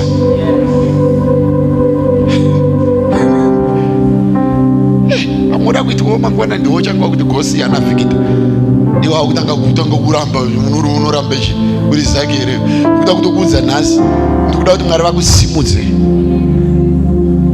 Zvekuti unongozvongoti ilendi ndipei ndoda kuvaka dzimba dzakaturikidzana dzekupa vana vaMwari mahara. Ndipei vovaka vanhu.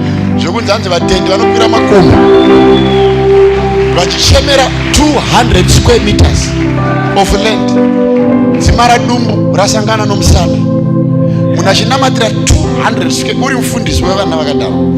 Indiri kuti Mwari ndipei andidi. Ndikamunzwa akangoti stand kugomo achimuka mangwana kuenda papako, ndipei ndivape, ndipei ndigova muhwezva wokuvapa, ndipei vanoda dzimotokari, ndipei ndivape, vanoda zvavanoda, ndipei nini, ndipei. Ndomunamato watoda kutoita ipo panapa kuti Mwari, nekuti Jemusi anoti Jemusi, zvinobatsirei kuti chirikadzi kauya chikumbira nhumbi nechingwa moiti God bless you, may God give you. Hazvina kunaka here kuti ane nhumbi nechingwa amupe aende kumba. Munobatirei misoro yavanhu vari kuda mari. Ndo saini yeurombe iyoyo. Varikuda mari vapei mari vaende, varikuda ndimi vapei ndimi vaende, varikuda mavhizheni vapavhizheni vaende. Be able to provide. Gonai kupa zviri kudiwa navanhu. Ilevo rakabatwa navamwe iroro ratiri kuti kubva nhasi influence yedu ngaitatamuke. Kusenzero yedu. May you grow to become a founder of reputable charity organizations. Simudzwa uve munhu ane ukuru pakupa. Chirikadzi dzomuZimbabwe ngadziti dzikakuona dzaona Mwari ari kumanifesta munyama.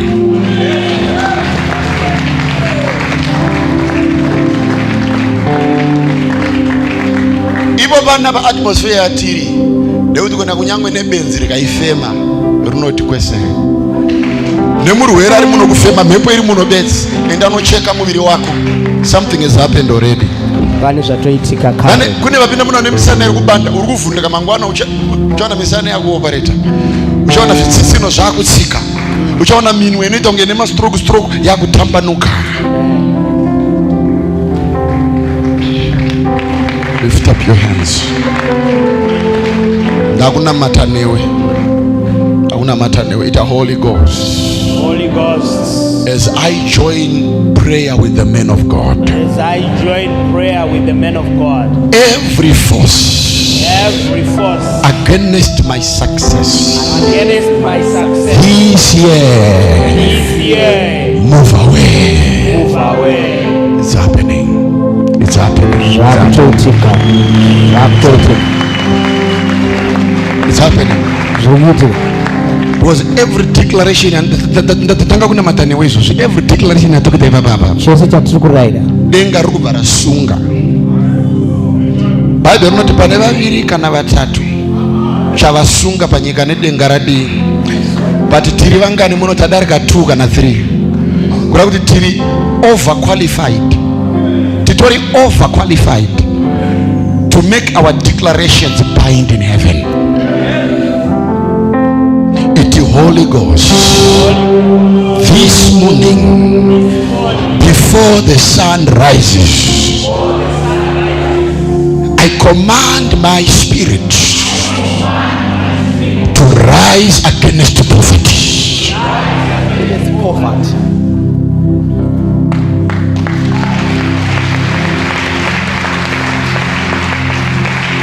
Chinhu chimwe chete chisingadiwe nemuvengi wako kutaura zvauri kutaura izvozvo.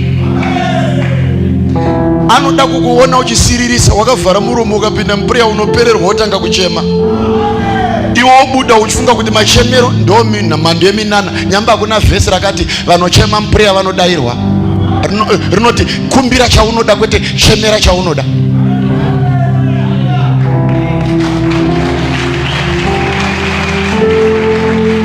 Saka unowanza kushema ukobuda uchinzwa kuti ndashema, ndosaka zvisiri kuita uri kupesana nevhesi. Harina kuti kashemero rinoti kumbira chaunoda, kwete chemera chaunoda. Muvenga haadi kuti utaure, but manera anotoda kunamata newe tatotanga unotaura chete. Ichocho chaasingade kuti chiitike, ndiri kumanikidza rurimi rwako ngarwududzire ichocho. Nhasi unochitaura, ende wachitaura uchanochibata namaoko ugochidya nomuromo wako. Iti manera anhasi ndinotaura kuwedzerwa kwangu. Iti mazita evana vangu ndinovaisa muna Jehovha. Chinonzi udofo, chinonzi chihure, chinonzi kutizira nokusarorwa kwete pavana vangu. Yes. Ndizvozvo. Chese chauri kutaura nedenga riri kusunga, nedenga riri kusunga.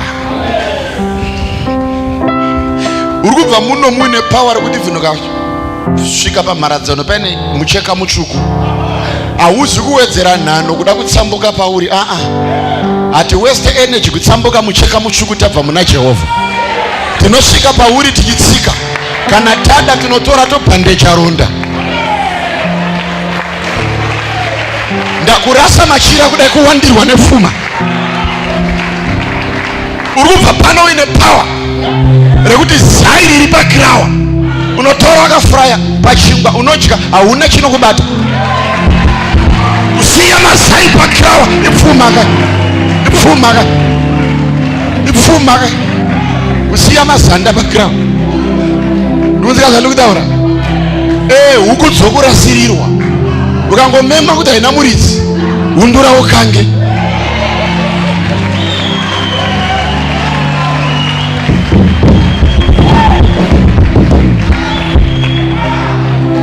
Zvirubatika wera uko. Ndo power rauri kubva pano uinaro. Zvokupiwa tikushoma. Twaunosiya uchinzwa kuti appetite iripo but ndiro ndo yapera. Haiwa bodo ndaramba. Idya uchisiya. Chandiri kuramba vana vanonanzva ndiro dzako gadzireke kunanzvwa navana. Vana ngavadye vagosiya. Unoiti ude kurara uchibva kuona iti so uchinzwa kuti dai nambokamura hope. Unotadza kurara vana vachibvutidzana pisi yechingwa. Satani muroi nezita raJesu. Zvigoneke izvozvo. Bible story yawakavaka paiva pokutangira. Ndiri kutaura nezita, ndati Bible story yawakavaka paiva pokutangira. Mwari vari kuzokupa ma-estates. Uchavaka ma-cluster houses, uchavaka ma-flats, uchavaka zvipatara, uchavaka ma-universities.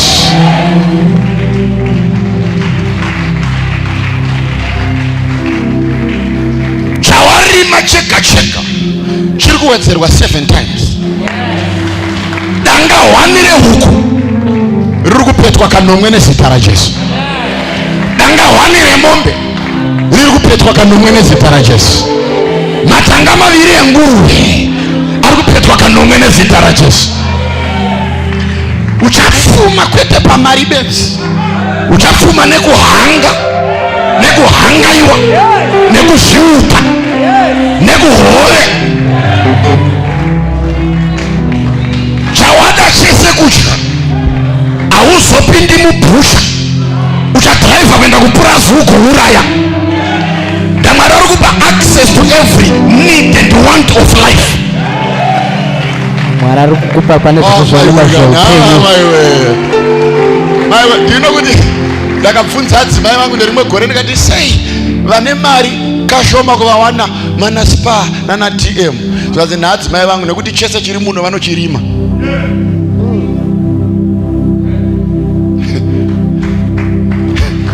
ndikati vanhu vaRevelation adzimai ndokupfuma kwandakuda ndokupiwa vhesi naMwari. Genesis chapter 13 verse 8 rinoti and God blessed Abraham, rovra rati in cattle, rovra rati in goat, rovra rati in silver, rovra rati and in gold. Haana kupiwa mari bedzi, akapiwa nezvipfuyo pamusha, akapiwa nehuku pamusha, akapiwa nembudzi pamusha. Zvekubuda wakabata kapu yetii, haumhanye kunovhura mukaka wemufiriji, unosungirira mombe padanga ugoita zamu rekukamira mukaka mukapu. Ndio inonzi fresh milk, kwete ruka padairy border. Ndo fresh iyo. Ndikubatika zvakanaka ere bana? Iti manhero anhasi Mwari wangu. Kese kadeclarewa nomuranda wenyu. Ndinotora, ndinogamuchira. Iti wakaipa nemuzera wako, suduruka nezita raJesu. Iti tonight, this morning, I declare life.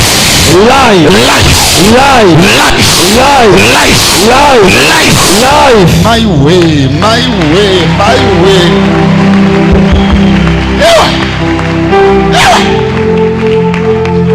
Ewa mangwana nakadai tichitaura zvatiri kutaura izvi tikoramba takadaro ndonguva dzavo kavaroyidzi but kwaita chaunga mukuwadzana vachida kuroya kune vari kuopusa vachida kubhuruka vari kunzwa tsanga dzavo kunge dzakuda kudonha. Before the sun rises, may you rise.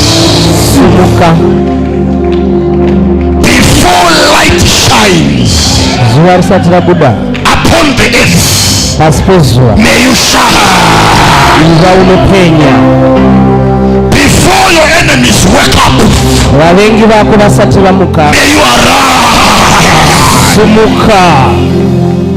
You are going faster than your enemies. I decree speed.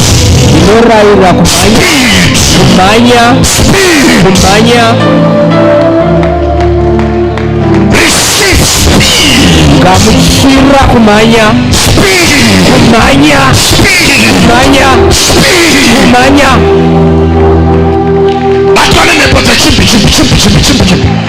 Kurumidzirwa.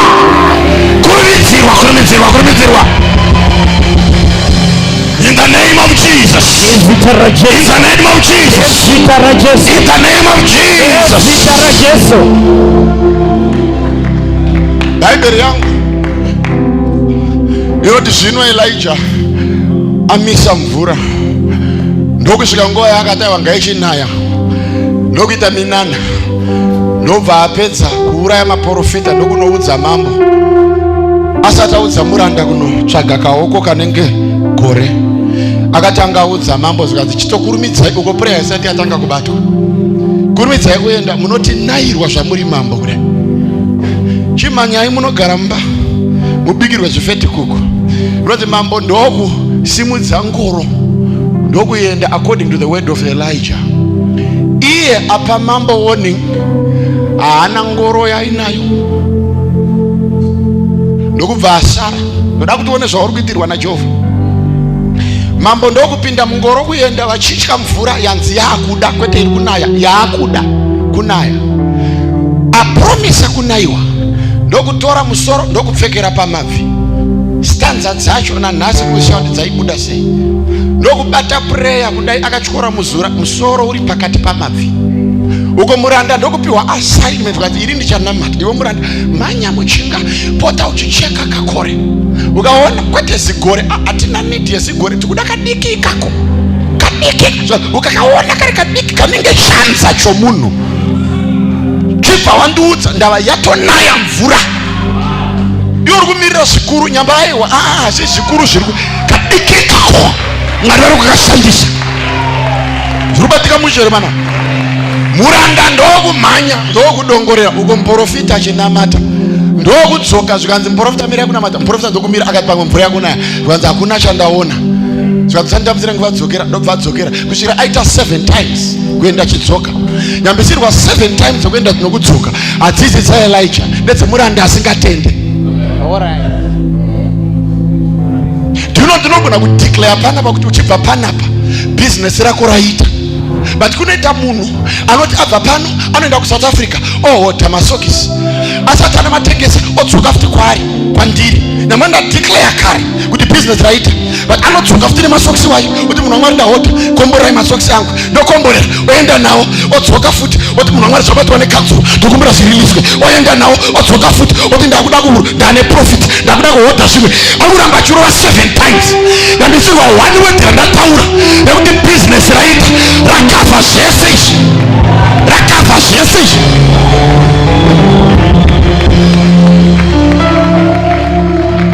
Munhu amashuwa mukuziva declaration akachibata kunyangwe akaona ndondo after declaration haadzoki kumuranda waMwari. Anoziva kuti kufema kweronda mushonga wapfekerwa. Ukaona rakusimba kuda kuputika kwemota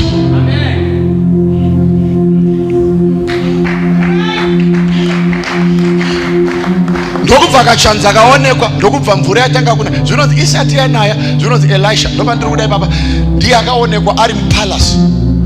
Mambo vachigogodza pagate kuti yakuna handivhure but iya apa muni ampa atoverenga atoisirwa mafeti kukupa pacheya akutotanga kurofuka but ndiye audza kuti manyai. Ndino kuti mambo ndo akatanga kuenda but akatanga kusvika ndiye Elijah. Ndinoti December akapera January vanhu vakamhanya kupinda mabusiness vachibata magoriti tikasara tiri prayer tikatokaita kunge tisasara. Ndakudeclare speed. Ehe ndikutotaura speed. Ndakutaura kuchimbidza. Ndikutotaura speed. Kuchimbidza. Vachakuwana ndiwo uri kutaura maprofits but waita kunge wasara. Varege varorwe vaende mberi. Ucharorwa kudarika zvavakaitwa. Wakamira ipapapo ndinopfekenura nyasha sekukurumidziwa. It in Jesus name. Yes, I claim speed.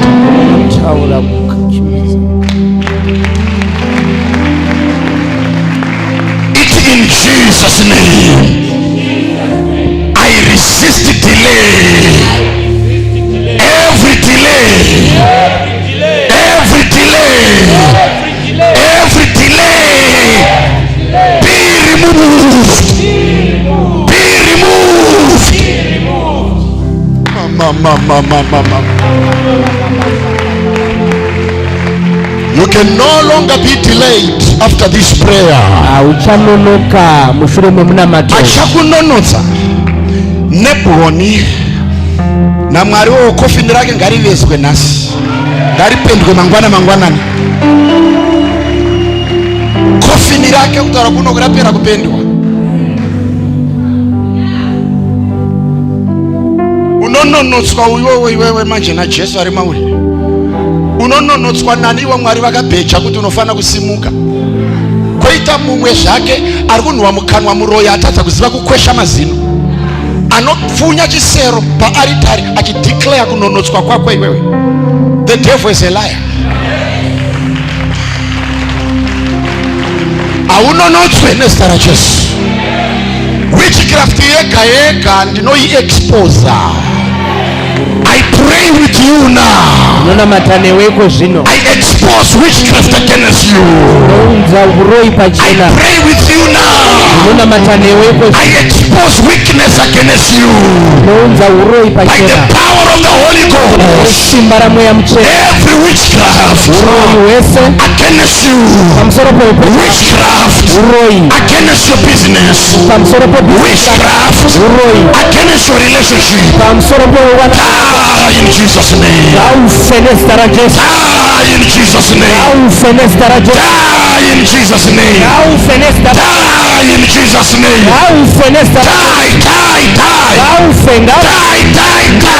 Oh my God, I see power in this house. ndikuona simba mukati meimba ino. I see witchcraft suffocating.